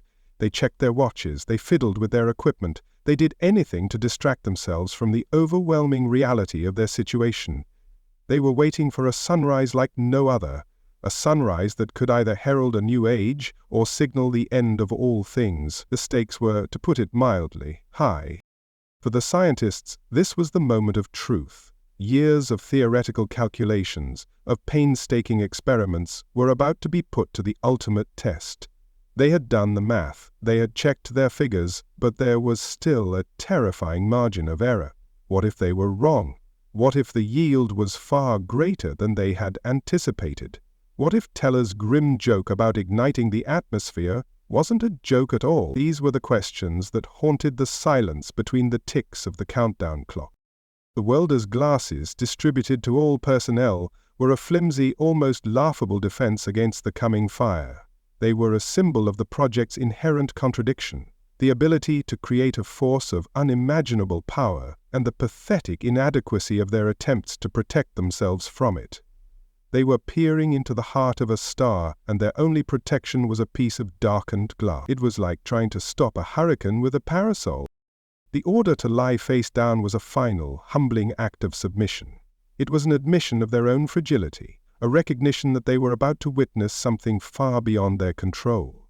They had created a god, and now they were forced to prostrate themselves before it. It was a moment of profound, almost religious awe, a terrifying communion with the destructive power they had unleashed. They were both creators and supplicants, masters of the universe and dust in the wind. Even miles away, the sense of proximity was overwhelming. The gadget, though unseen, was a palpable presence. Its potential energy seemed to warp the very fabric of space and time, a silent, screaming vortex of power that drew all attention, all thought, towards it. The distance felt both immense and utterly insignificant. They had run, but they could not hide. Not really. Further afield, on a ridge called Campania Hill, about 20 miles from Ground Zero, another group of observers gathered. This was the VIP section for those not directly involved in the test's operation. Here, men like Richard Feynman and Edward Teller waited. Feynman, ever the showman, had his truck, convinced its windshield would provide adequate protection. Teller, it said, had slathered himself in sunscreen, a darkly humorous and utterly useless precaution against a nuclear blast. The retreat was a great equalizer. It didn't matter if you were a Nobel laureate or a teenage GI. In those final moments, everyone was the same, a small, fragile human being, bracing for an encounter with the sublime and the terrifying. The shared vulnerability, the collective act of hiding, forged a strange and powerful bond between them. They were all in this together, for better or for worse. The final minutes in the bunkers were a slow moseying eternity. The world shrank to the sound of a man's own breathing, the frantic beating of his own heart. The air grew thick and hard to breathe. The finality of the moment was crushing. There was no turning back, no abort button, no second thoughts. The die had been cast, the Rubicon had been crossed, and the world was about to pay the price. As the final seconds were read out over the radio, a hush fell over the bunkers. All the nervous chatter, all the gallows humor died away. There was only the voice, calm and steady, counting down the last moments of the old world. 10, 9, 8. Each number a nail in the coffin of the pre-atomic age. 7, 6, 5. A collective holding of breath. 4, 3, 2, 1. And then silence. A brief, pregnant pause, followed by a light that was not a light, but a presence. A light that filled the sky, that turned night into day, that seemed to burn through the closed eyelids of the men huddled in the dirt. It was a light that was both beautiful and terrible, a vision of heaven and hell rolled into one. It was the light of a new and terrible dawn. The retreat had been a fool's errand. There was no escaping that light. It was everywhere, in everything. It was the light of a new reality, a reality in which humanity held the power of its own extinction in its own two hands. The bunkers, the ditches, the welders' glasses, they were all just illusions of safety, flimsy shields against a truth that could no longer be denied. The shock wave that followed was a physical violation, a brutal punch to the gut that traveled through the earth and into the bones of the men who had hidden from it. It was the sound of a world being broken and remade, the roar of a new god announcing its arrival. The retreat was over. The new age had begun. In the aftermath, as the men emerged from their shelters, blinking in the eerie twilight of the mushroom cloud, they were changed. They had looked into the face of the abyss, and the abyss had stared back. They had retreated from a monster of their own making, only to find that there was nowhere left to run. The monster was now a part of their world, a part of them. This desperate, almost pathetic retreat is a powerful symbol of the human condition in the atomic age. We have created powers that we cannot control, and our only response is to hide, to lie face down in the dirt and hope for the best. It's a story of immense power and profound vulnerability. A story that continues to resonate today. Don't let our desperate retreat fade into the dust of history. The story of what happened in those bunkers, in those ditches, is a story that needs to be told. If you felt the tension, the absurdity, and the terror of that final hiding, then you belong here. Hit that subscribe button and join our community. We don't just recount history, we retreat into its most intense and revealing moments. Don't be left outside the bunker. Secure your position. The next historical event is about to detonate, and you need to be in a safe zone to appreciate it fully. The only safety is in knowledge. Subscribe now. The final order has been given. In the final minutes before 5:30 on the morning of July 16, 1945, a strange and profound hush fell over the Jornada del Muerto. The world went quiet. The wind, which had howled with such indignation earlier, died down as if in fearful submission. Even the crickets, those tireless, chirping idiots of the insect world, seemed to hold their breath. It was the kind of silence that screamed, a hush before the loudest roar humanity has ever heard, a stillness so absolute it felt like a physical presence, a heavy blanket smothering the desert. After the frantic energy of the weather delays, the nervous chatter of the betting pools, and the undignified scramble to the bunkers, this quiet was a shock to the system. The anticipation had become so thick, so palpable, that it had seemingly displaced the air itself. In the cramped subterranean shelters, every small sound was amplified into a deafening roar. A nervous cough echoed like a gunshot. A scrape of a boot on concrete grated on the nerves. The soft click of a scientist adjusting his instruments was a thunderclap in the oppressive stillness. This was not the peaceful, serene quiet of a sleeping world. It was a predatory silence, the kind that precedes a pounce. The desert, in its ancient, inscrutable wisdom, seemed to know what was coming. The coyotes had fallen silent. The nocturnal birds had ceased their calls. It was as if the natural world had collectively decided to sit this one out, to bear witness from a safe, quiet distance. Or perhaps they had simply fled, smarter than the men huddled in their holes, waiting for a sunrise of their own making. The only sound that dared to defy this sacred quiet was the disembodied voice on the radio continuing its relentless, clinical countdown. -5 minutes. The voice was a cold, sharp intrusion, a reminder of the inexorable march of progress, or whatever you wanted to call this.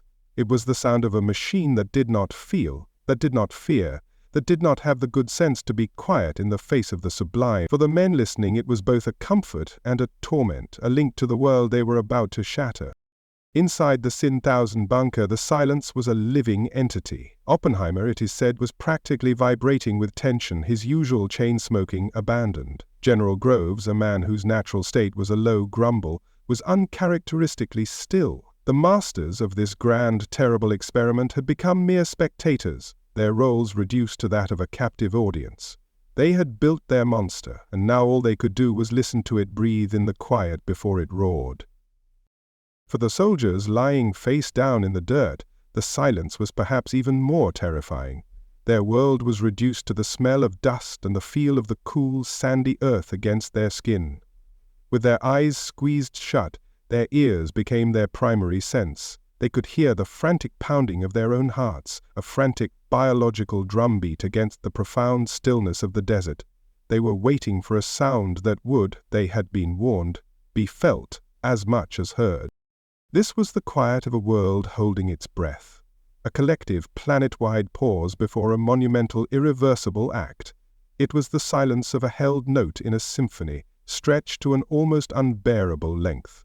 The tension was a physical thing, a pressure on the chest, a tightness in the throat. It was the feeling of standing on the edge of a cliff, knowing you are about to jump, and for a single eternal moment there is only the wind and the silence.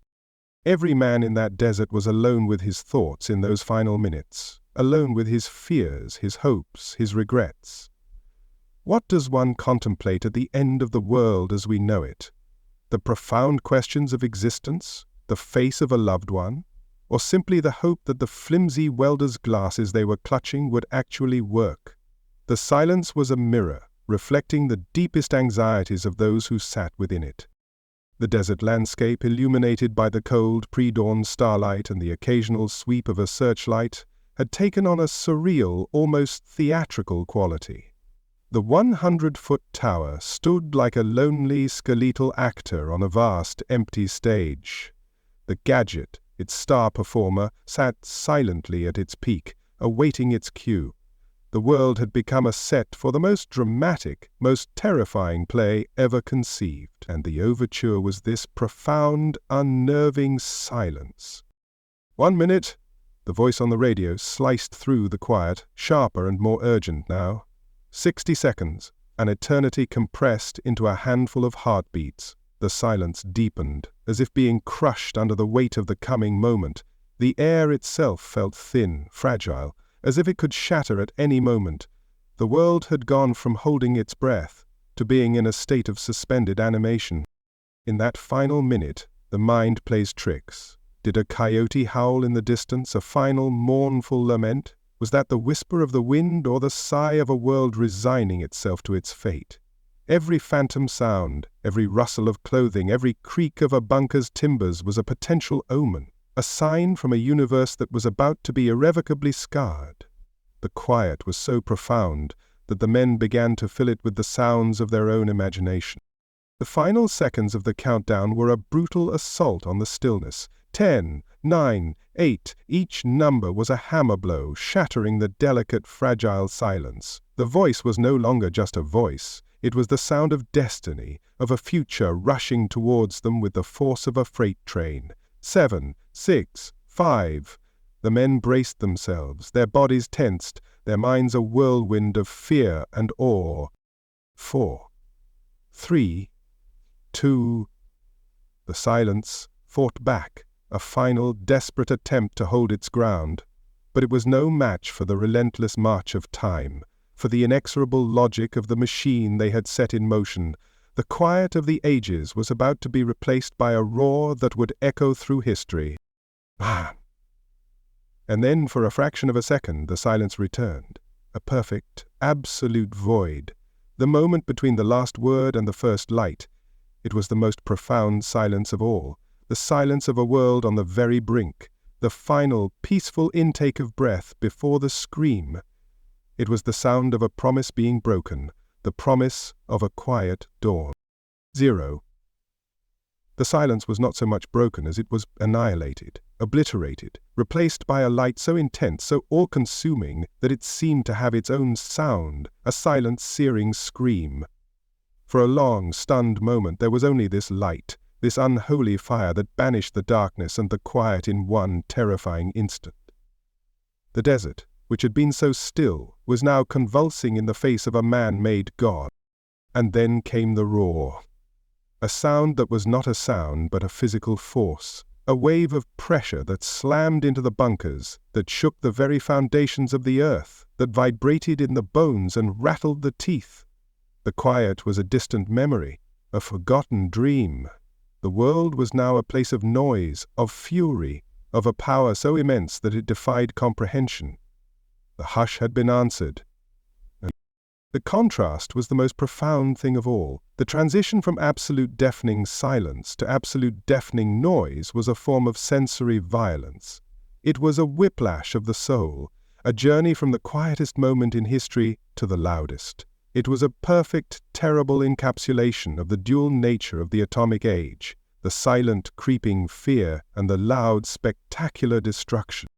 The desert would never be truly quiet again. The memory of that roar would linger, an echo in the canyons and the mesas. The silence that had preceded it was now sacred, a relic of a more innocent time. It was the sound of a world before the fall, before humanity had eaten from the tree of nuclear knowledge.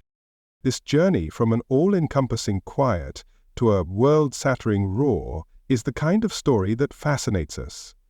It's in these moments of extreme contrast, of profound sensory experience, that the true nature of history is revealed.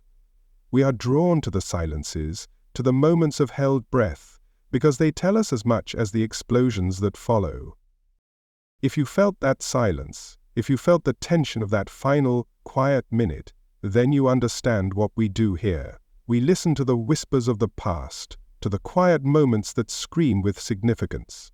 Don't let these stories fall silent. You must subscribe to our channel. We are your portal to the most intense, most profound, most revealing moments in human history. We are the guardians of the silences and the interpreters of the roars. By subscribing, you are ensuring that these stories, in all their terrifying, beautiful detail, will be heard. The countdown is always running. Hit that subscribe button now. Let's listen to the silence together. Before the next roar, in the sterile, fluorescent-lit bunkers of the New Mexico desert, the greatest minds of a generation were about to give birth to a monster, and, like all expectant parents, they were terrified. This was not the simple animal fear of a loud noise. This was a deeper, more profound dread. It was the anxiety of creation, the terror of unleashing something into the world that could not be controlled, could not be reasoned with, and could not be put back in its box. The what-ifs hung heavier than the morning dew. Oppenheimer quoting ancient scripture. Fermi dropping bits of paper to measure the blast wave. Brilliant minds wrestling with a monster of their own creation. At the epicenter of this storm of anxiety was J. Robert Oppenheimer, the project's scientific director. He was a man of immense intellect and equally immense frailties, a walking contradiction of poetic sensitivity and ruthless ambition.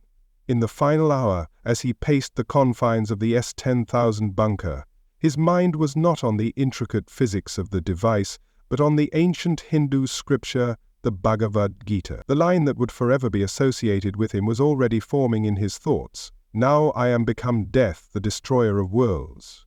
It was not a boast, it was a lament, a preemptive eulogy for a world of innocence that was about to be incinerated. This was Oppenheimer's particular brand of coping, cloaking the horrifying reality of his creation in the grand, tragic language of mythology. He was not just building a bomb, he was participating in a cosmic drama, a timeless struggle between light and dark. It was a way of elevating his own personal torment into something universal, something profound, a way of making the unbearable weight of his responsibility just a little more bearable. Or perhaps it was just the ultimate act of intellectual vanity. The line is, as they say, thin. Then there was Enrico Fermi, the Italian navigator of the atomic seas. While Oppenheimer was wrestling with gods and monsters, Fermi was focused on the practicalities. His anxiety, if he felt any, was sublimated into a beautifully simple, almost childish experiment. He had prepared small pieces of paper, and as the shockwave from the blast hit the bunker, he planned to drop them and measure how far they were displaced. From this, he could calculate the yield of the explosion. It was a moment of pure, unadulterated science in the midst of Armageddon. Fermi's paper dropping was a testament to a different kind of mind, a different way of coping. He was a man who found comfort in the cold, hard certainty of numbers. The moral and ethical implications of the bomb were, for him, a problem for another day. In this moment he was a physicist, and there was a phenomenon to be measured. His experiment was an act of intellectual defiance, a way of imposing order and reason on a situation that was fundamentally chaotic and irrational. It was his way of whistling a happy tune as the world burned. The biggest what-if, the one that lurked in the darkest corners of every scientist's mind, was the fear that they had made a terrible miscalculation. The fear that the chain reaction would not stop, that it would ignite the atmosphere and turn the entire planet into a blazing star. This was the ultimate doomsday scenario, the stuff of science fiction nightmares, and while the calculations had shown the probability to be vanishingly small is not the same as zero. Edward Teller, the man who would later be known as the father of the hydrogen bomb, was the chief proponent of this particular anxiety. He was a man obsessed with the power of the super, a weapon that would make the Trinity device look like a child's toy, and, while he had been reassured by the calculations, a part of him seemed almost disappointed. He was a man who was not afraid to think the unthinkable, to push the boundaries of destruction to their absolute limit. His fear was tinged with a strange, almost exhilarating sense of possibility. This atmospheric ignition scenario became the basis for the most morbid of the betting pools. It was a joke, of course, a way of laughing at their own deepest fears. But it was a joke that revealed the profound underlying terror of their situation. They were pioneers in a new and terrifying wilderness, and they had no idea what monsters lurked just beyond the firelight of their understanding. They were gambling with the fate of the world, and they were doing it with a nervous laugh and a handful of dollars. George Kistiakowsky, the chemist in charge of the explosive lenses that would trigger the implosion, had a more immediate, more personal set of anxieties. He had bet General Groves a month's salary that his part of the device would work flawlessly. It was a bet he was confident he would win, but the pressure was immense. His entire professional reputation and indeed the success of the entire project rested on the perfect, simultaneous detonation of 32 explosive charges. If he had failed, the gadget would have been a dud, and he would have been a very poor, very embarrassed chemist. Even the normally unflappable Richard Feynman, the project's resident genius and court jester, was not immune to the tension. His decision to watch the explosion without the standard-issue welding glasses was not just an act of intellectual bravado, it was a way of confronting the reality of their creation head-on. He wanted to see it with his own eyes, to experience the raw, unfiltered power of the atom. It was his way of staring into the abyss and not flinching, a very personal what-if, answered with sheer audacity. These were men who had spent their lives in the rarefied air of academia, in a world of blackboards, chalk dust, and theoretical equations. Now, their theories were about to become a terrifying, world-altering reality. The numbers on their pages were about to manifest as a fireball hotter than the surface of the sun. It was a jarring, disorienting transition, and it's no wonder that their anxieties took on such strange, almost surreal forms. Kenneth Bainbridge, the director of the Trinity Test, had the most practical and perhaps the most human of all the anxieties. His job was to make sure this whole insane circus ran on schedule and didn't kill everyone involved. After the successful detonation, he would famously turn to Oppenheimer and say, "Now we are all sons of bitches." It was a blunt, honest assessment of the moral precipice they had just crossed. His what if wasn't about the physics, it was about the humanity they had just sacrificed on the altar of science. The scientists were caught in a trap of their own making. They had been driven by a complex mix of motives: patriotism, scientific curiosity, a genuine fear of a Nazi bomb. But now, in the final moments, as they faced the monstrous reality of their creation, they were forced to confront the terrible consequences of their ambition.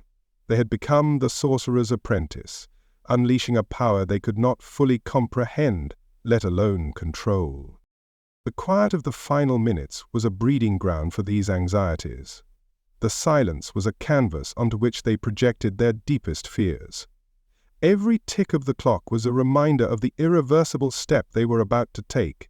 They were on a one-way street, and the destination was a new and terrifying world of their own creation. There was no off-ramp, no turning back. The weight of this knowledge was crushing. It is one thing to theorize about a weapon of mass destruction. It is another thing entirely to be sitting in a bunker, miles away from it, waiting for it to detonate. The abstract had become concrete, the theoretical had become real, and the scientists were left to grapple with the terrifying, beautiful and monstrous thing they had brought into the world. As the countdown reached its final, heart-stopping seconds, a strange sense of calm settled over some. The time for anxiety was over. The time for what-ifs was past. The machine was in motion, and all they could do was watch. They were no longer the masters of their creation. They were its first awestruck witnesses. The child was being born, and all they could do was hope it wouldn't immediately devour them. Oppenheimer's quote, Fermi's paper, these were more than just historical anecdotes. They were windows into the souls of men grappling with a burden that no human should have to bear. They were trying to find a language, a framework, a scientific principle that could make sense of the senseless. They were trying to find a way to live with what they had done. The what-if question would haunt them for the rest of their lives. What if they had failed? What if they had succeeded too well? What if they had just said no? These are the questions that echo through the history of the atomic age, the ghosts that still linger in the deserts of New Mexico.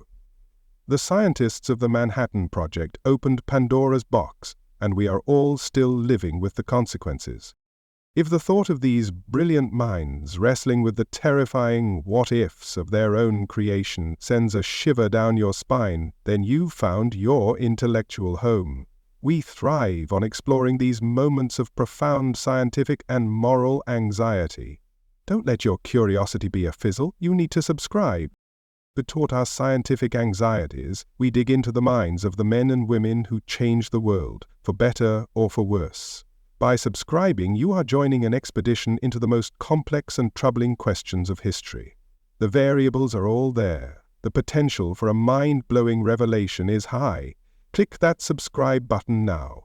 Let's wrestle with the big questions together. It all comes down to this. Years of frantic work, billions of dollars, the combined intellect of a generation and the fate of the world, all distilled into the final, agonizing seconds of a countdown. In the pre-dawn darkness of July 16, 1945, time itself seemed to lose its footing. The final 10 seconds were not seconds at all. They were self-contained eternities. Each one a lifetime of hope, fear, and dreadful anticipation. The voice from the loudspeaker, cold and steady. Your own heart, a frantic, trapped bird against your ribs. Every second, a lifetime. Every lifetime, a second. Time bends. Physics weeps.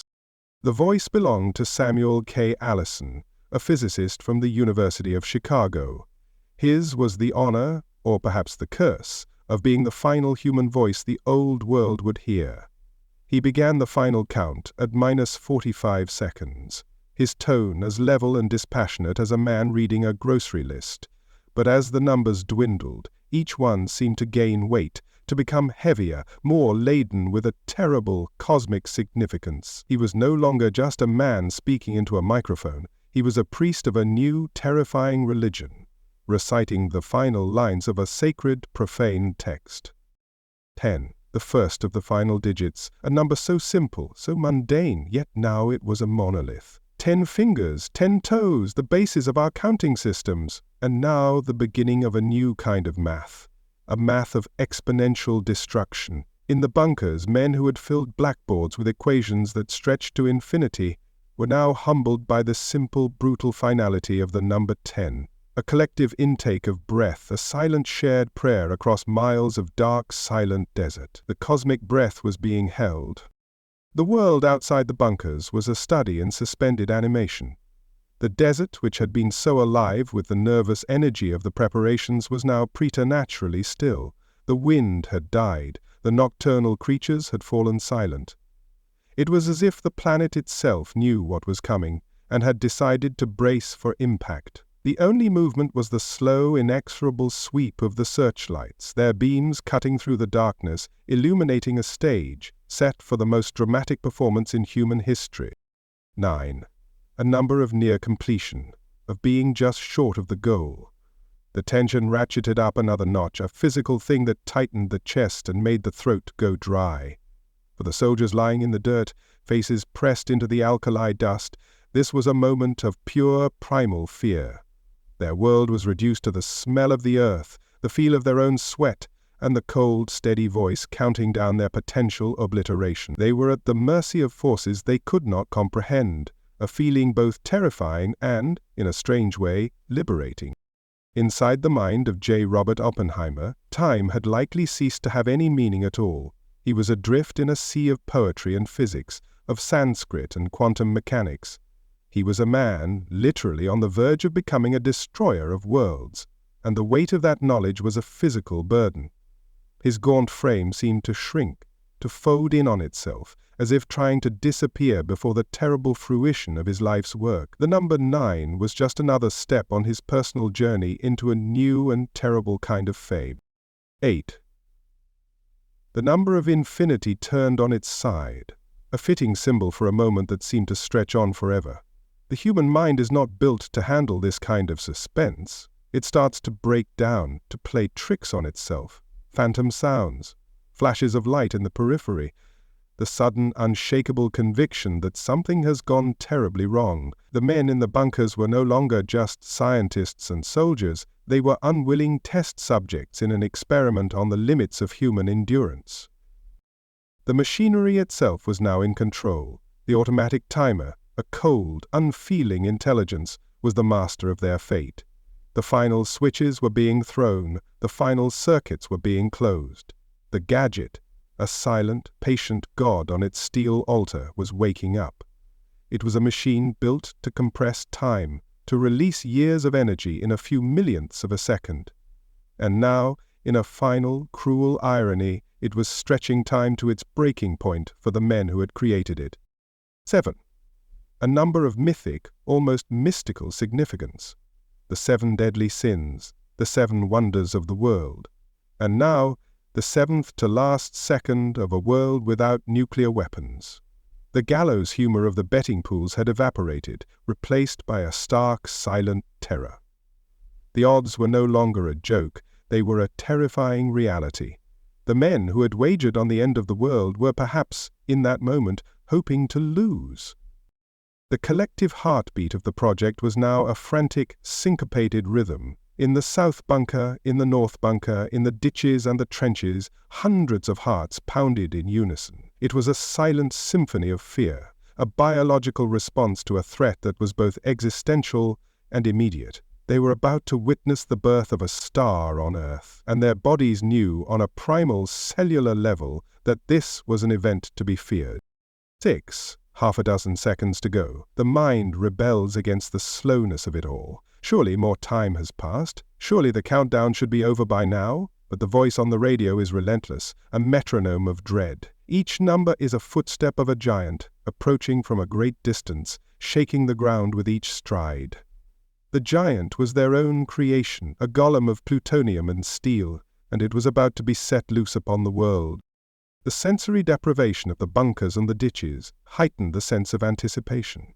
With their eyes shielded, their hearing became preternaturally sharp. The crackle of the radio, the hum of the equipment, the sound of a man's own breathing, these were the only anchors in a sea of suspense.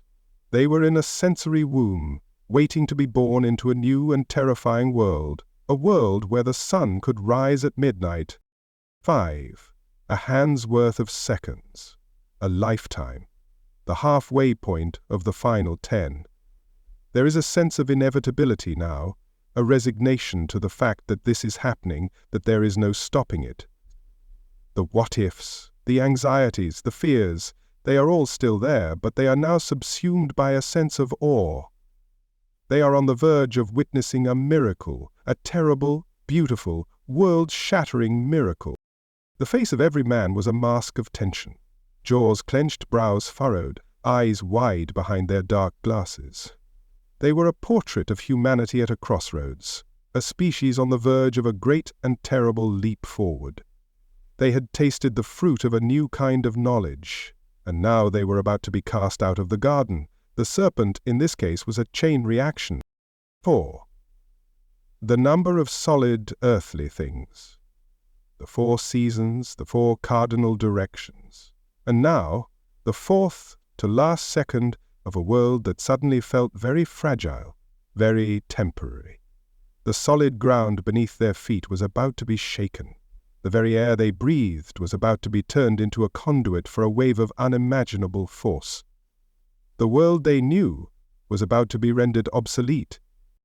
The quiet was the most profound thing, a silence so deep, so absolute, that it was a physical presence, a silence that was the canvas for the loudest sound ever created by man. In that silence, every man was alone with his own mortality. He was a small, fragile creature of flesh and blood, about to witness a display of power that dwarfed his own existence. It was a humbling, terrifying moment of self-awarenessness. 3. The number of fairy tales and holy trinities, a number of magic and mystery. And now, a number of profound, irreversible change. The final preparations were complete. The beast was fully awake. The countdown was no longer a countdown, it was an incantation, a spell that was about to be completed. The magic words were numbers, and the result would be a flash of fire and a pillar of smoke. The weight of the moment was crushing. The responsibility for what was about to happen was shared among all of them, from Oppenheimer down to the lowest private. They were all accomplices in this act of cosmic vandalism. They had pried open the heart of the atom, and now they were about to witness the consequences. It was a burden that would follow them for the rest of their lives, a shadow that would never leave them. 2. The penultimate second. The world on the brink. The air crackles with an unseen energy. The tension is a coiled spring, wound to its absolute limit. The next sound they hear will be the sound of a new age being born, an age of fear and mutually assured destruction. It is a terrible and thrilling moment, a moment of both creation and annihilation. The eye of the storm. For a single solitary second there is a sense of perfect, crystalline clarity. Everything is in focus, the faces of your comrades, the feel of the cool desert air, the sound of your own heart. It is a moment of pure, unadulterated existence, a final, fleeting glimpse of a world that is about to be changed forever. A photograph taken by the mind, to be examined and re-examined for a lifetime. 1. The last number, the loneliest number, the final solitary footstep before the leap, the end of the beginning of the end. The voice on the radio delivers the number with the same steady calm. But it is a lie. There is no calm. There is only a storm of emotions, a whirlwind of fear and anticipation, a collective silent scream that is about to be given voice. 0. The absence of a number, the absence of sound, the absence of the old world. For a fraction of a second there is nothing, a perfect void.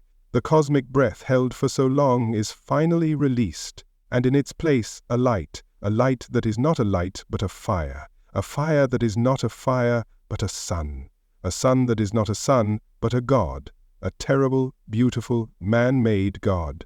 The final second has passed. The new world has begun. If you were holding your breath during that countdown, if you felt time itself bend and stretch, then you have found your home. We live for these moments of profound, world-altering suspense. The story doesn't end with the flash. That's where it begins. Please subscribe for more. Don't let this feeling fade. Click that subscribe button and join us on a journey into the most intense, most revealing moments of history. We will stretch them out, examine them from every angle, and find the human truth at their core. The next countdown is about to begin. You don't want to miss it. Subscribe now. The past is waiting. At precisely 5:29 in the morning on the 16th of July 1945, the world held its breath and pushed. The result was a birth, a monstrous, beautiful, terrifying birth. And then light. Not sunlight, not moonlight, not any kind of light that had ever been given a name. Something else. Something new. Something terrible. Something beautiful. A new star, born in the desert, and the heat. Oh, the heat. Even miles away it was a physical blow. The quiet, dark desert was, for a fraction of a second, the brightest, loudest, and hottest place on earth. It began with a flash, but to call it a flash is a profound disservice, a pathetic attempt by our limited language to describe the indescribable. It was not a flash, it was a genesis. A point of light that blossomed, that swelled, that grew with a silent, impossible speed until it consumed the entire sky.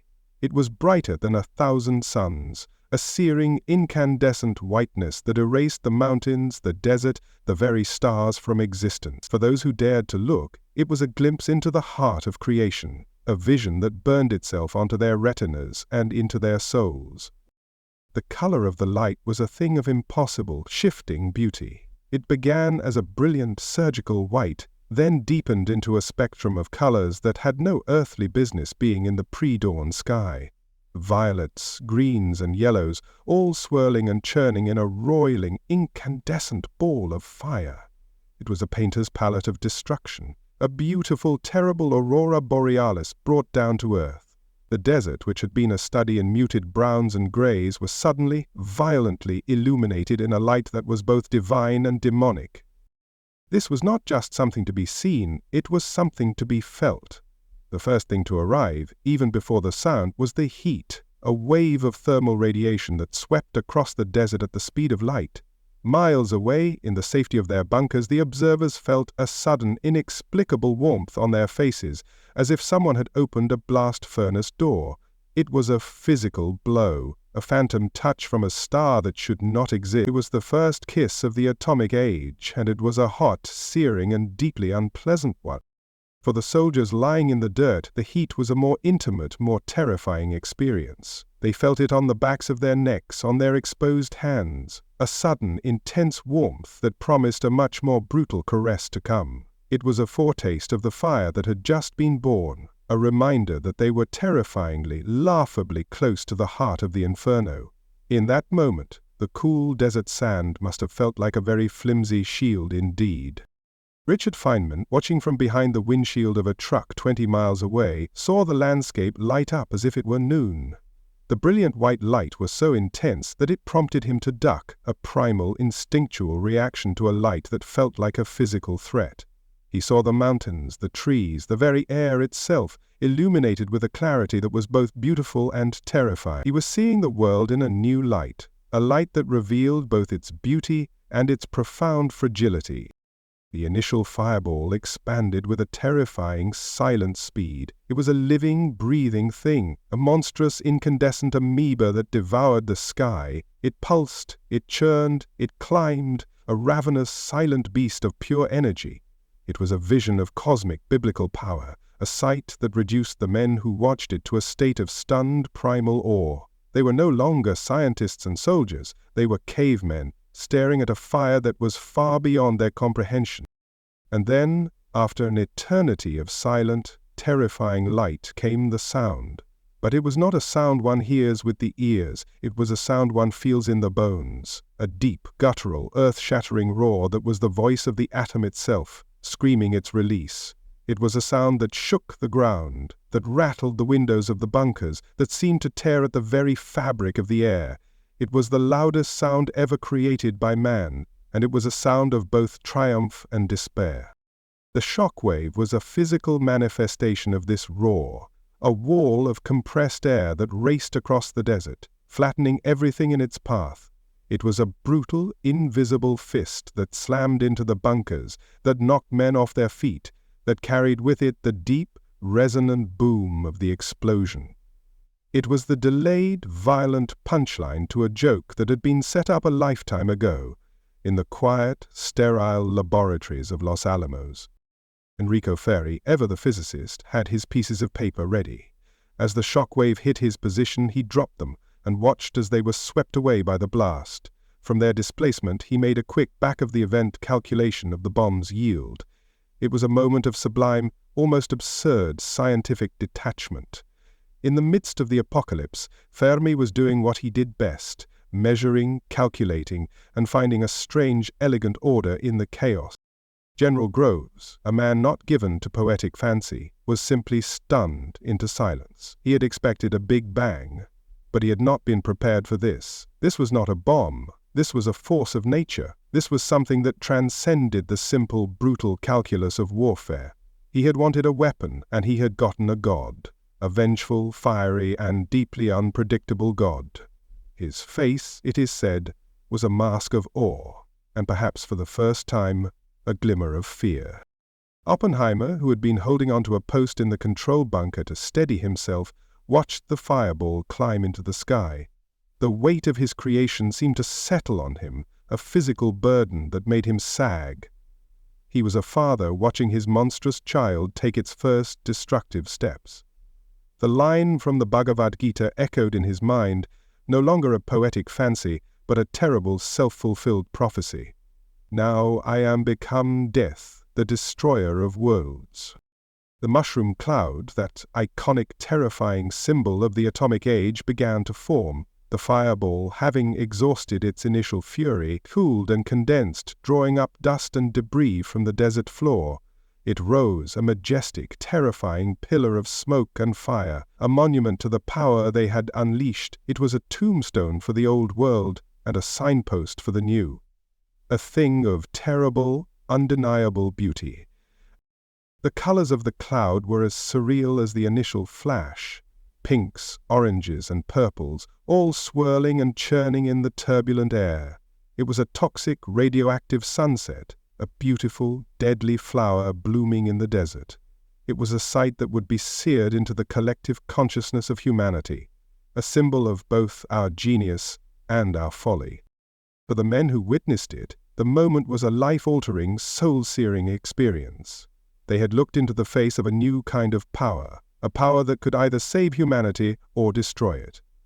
They were the first children of the atomic age, and they were forever marked by the fire of its birth. The world they had known was gone, incinerated in the flash of a man-made sun. The desert itself was changed.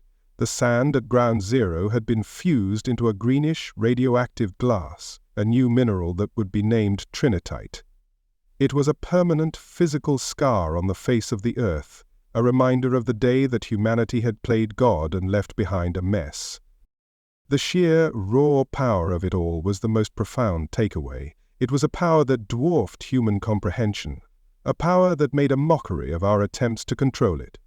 The men who had built the bomb were, in that moment, humbled by it. They had unleashed a genie from a bottle, and they had no idea how to put it back in. The beauty of it was the most disturbing part. The flash, the fireball, the mushroom cloud. They were all undeniably, breathtakingly beautiful. It was the beauty of a wildfire, of a hurricane, of a volcano. the beauty of a power that is both creative and destructive, a power that is utterly indifferent to human life. It was a beauty that was deeply, profoundly terrifying.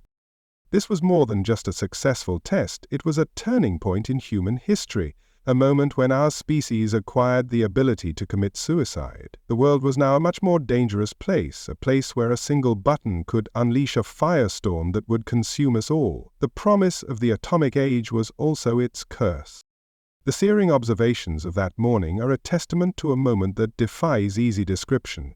It was a moment of science, of war, of politics, of art. It was a moment when all the facets of human experience, our brilliance, our ambition, our fear, our capacity for both creation and destruction, were fused together in a single, blinding flash.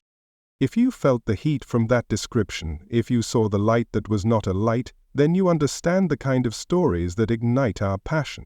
We chase these searing, world-altering moments. The observations must be kept coming, so like this video, and more importantly, subscribe to our channel. Don't let these moments fade into historical footnotes. By subscribing, you are demanding that we continue to stare into the fireball, to report back on what we see. We are committed to bringing you the most intense, most visually and intellectually stunning moments of the past. The next flash of insight is just around the corner. Subscribe now, and you won't miss it.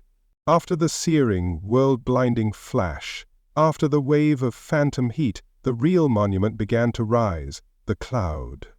It started as a roiling, turbulent ball of fire, a furious sphere of incandescent plasma. But as it clawed its way into the sky, it began to change, to take on a new, more sinister shape, like a monstrous, angry cauliflower, growing, boiling, reaching for the heavens it had just mocked. A new kind of monument, built of dust, fire, and human ingenuity, mostly fire. This was the signature of the atom, the icon of a new and terrifying age. The physics of it were elegant in their brutality. The fireball, immensely hotter and less dense than the surrounding air, began to rise with astonishing speed. As it ascended, it cooled, and the vaporized earth, steel, and bomb components within it began to condense, creating a churning, opaque mass. At the same time, it created a powerful updraft, sucking a column of dust and debris from the desert floor into its fiery heart. This formed the stem, the stalk, of the monstrous flower that was blooming in the New Mexico sky. Its growth was silent and terrifying. For the observers miles away, the cloud seemed to expand in an eerie, unnatural quiet. The roar of the explosion was still racing towards them across the desert, but the visual was immediate and all-consuming. It was a silent movie of the apocalypse, a beautiful, terrifying spectacle that defied all known frames of reference. It was a thing of pure, raw power, growing with a life of its own, utterly indifferent to the small, fragile men who watched, mouths agape. The colors were a painter's nightmare. The head of the cloud was a maelstrom of angry, shifting hues, fiery oranges, dirty browns, and an unearthly radioactive purple, all swirled together in a toxic, churning mass. The stem was a column of pale, ghostly white, a pillar of dust and death connecting the heavens and the earth. It was a beautiful, terrible thing, a masterpiece of destructive art, painted on a canvas of sky.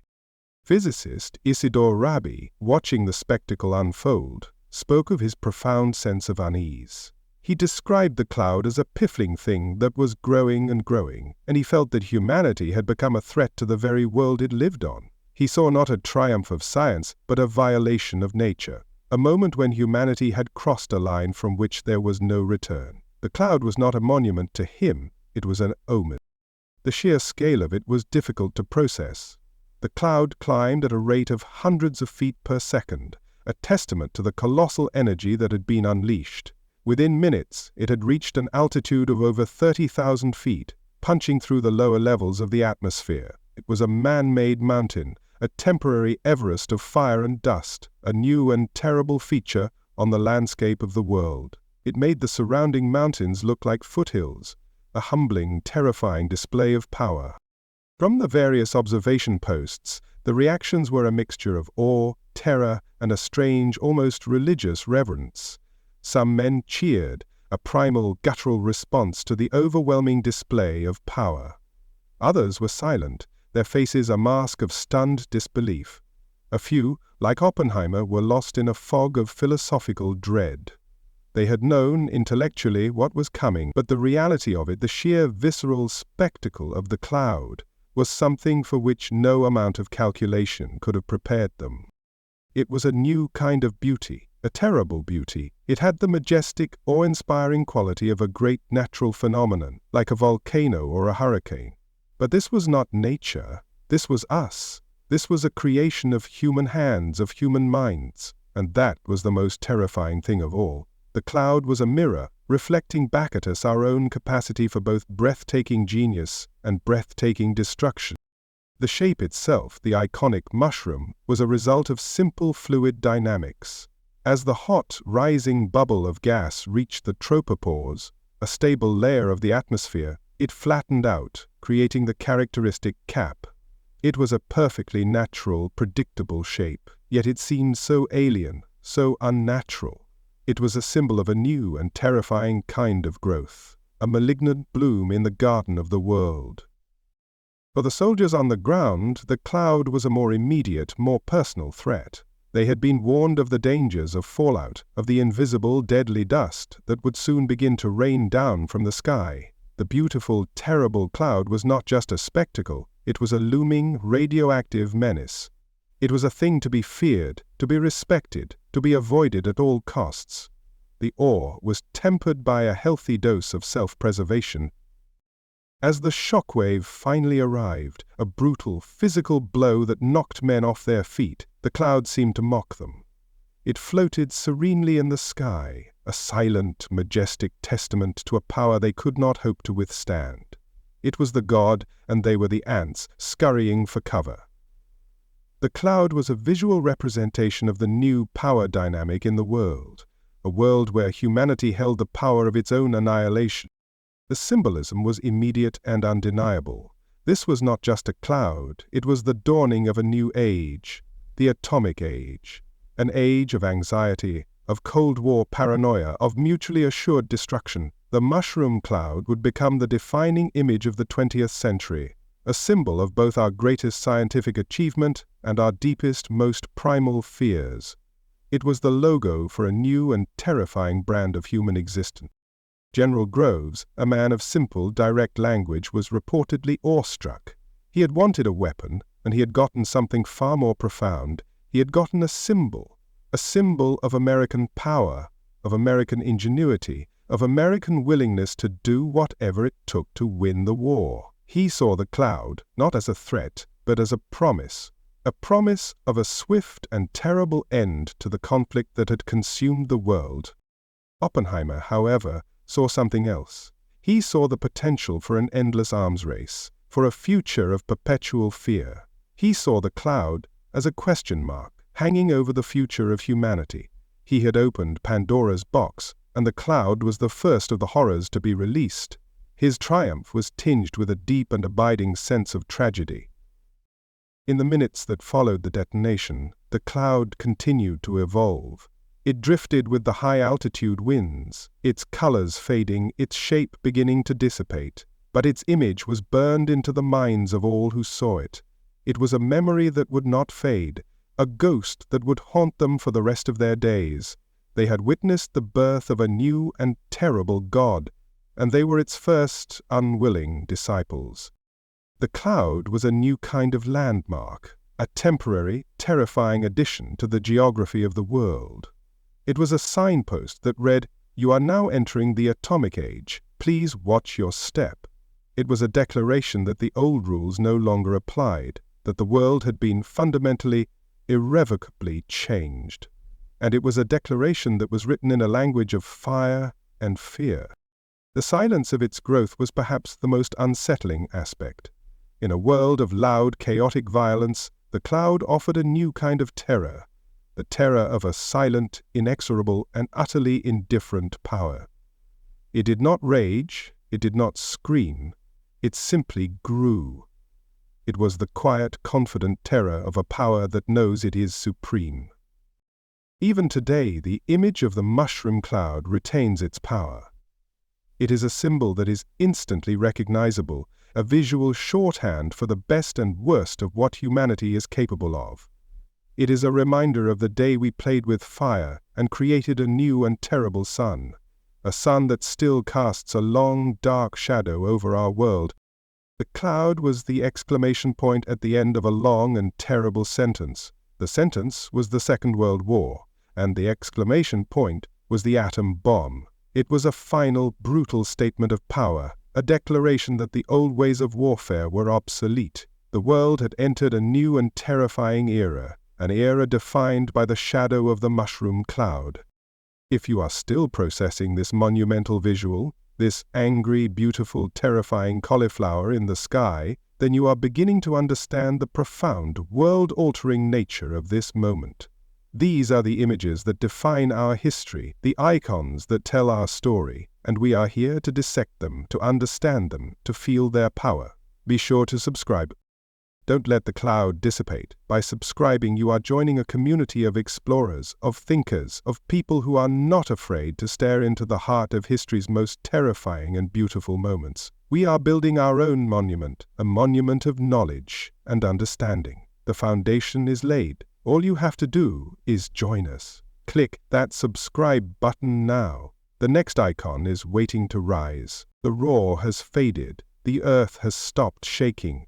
But the silence that has returned to the Jornada del Muerto is a new kind of quiet.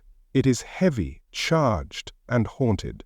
In the eerie twilight beneath the dissipating, toxic majesty of the cloud, the men emerge from their shelters. They are no longer just scientists, soldiers, and engineers. They are the first citizens of a new and terrifying age, their faces etched with the awe and the horror of what they have just witnessed. The world has been remade, and they are its shell-shocked atoms, blinking in a strange and dangerous new Eden. At ground zero, the 100-foot steel tower that was the gadget's altar has ceased to exist, vaporized. In its place is a crater, a shallow bowl of glass. The desert sand, subjected to a heat hotter than the sun, has melted and fused into a new, sickly green mineral, trinitite, a new kind of stone for a new kind of world. It is the perfect, ugly souvenir of their achievement, a permanent radioactive scar on the face of the planet, a reminder that what has been done here cannot be undone.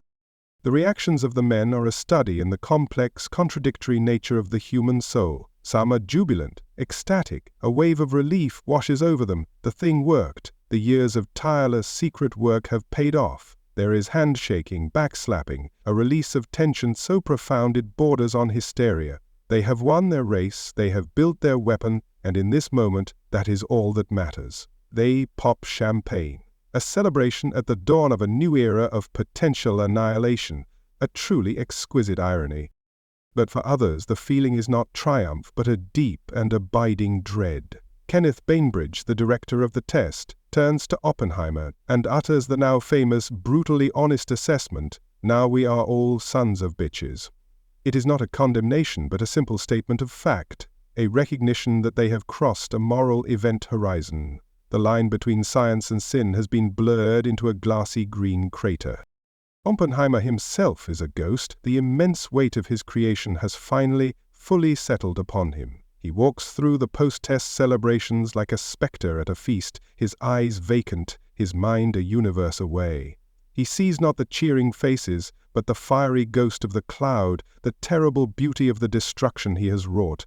The verses of the Bhagavad Gita are no longer a poetic abstraction, they are the soundtrack to his own personal hell. He has become death, and the job, it seems, is a heavy one.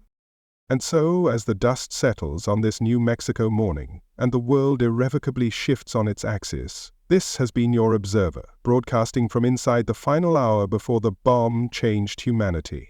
We saw the nerves, the calculations, the flash, and the terrifying, beautiful cloud, the elation, the despair, and the birth of a new, terrible kind of power. The world before 529 on the 16th of July 1945 is now a foreign country. If this desperate, darkly humorous transmission from the very brink of our modern age has given you a moment of profound contemplation, or perhaps made you appreciate your own era's relative lack of mushroom clouds outside your window, then my purpose is served. This is the history that matters, the moments that define us. Keep listening, keep questioning, and for the sake of all that is yet to come, keep that subscribe button pressed, because the stories of how we got here are the only maps we have for where we might be going. Because the clock didn't just tick down, it reset, and humanity, for better or worse, was never the same. Until the next broadcast from a world forever altered. Good night.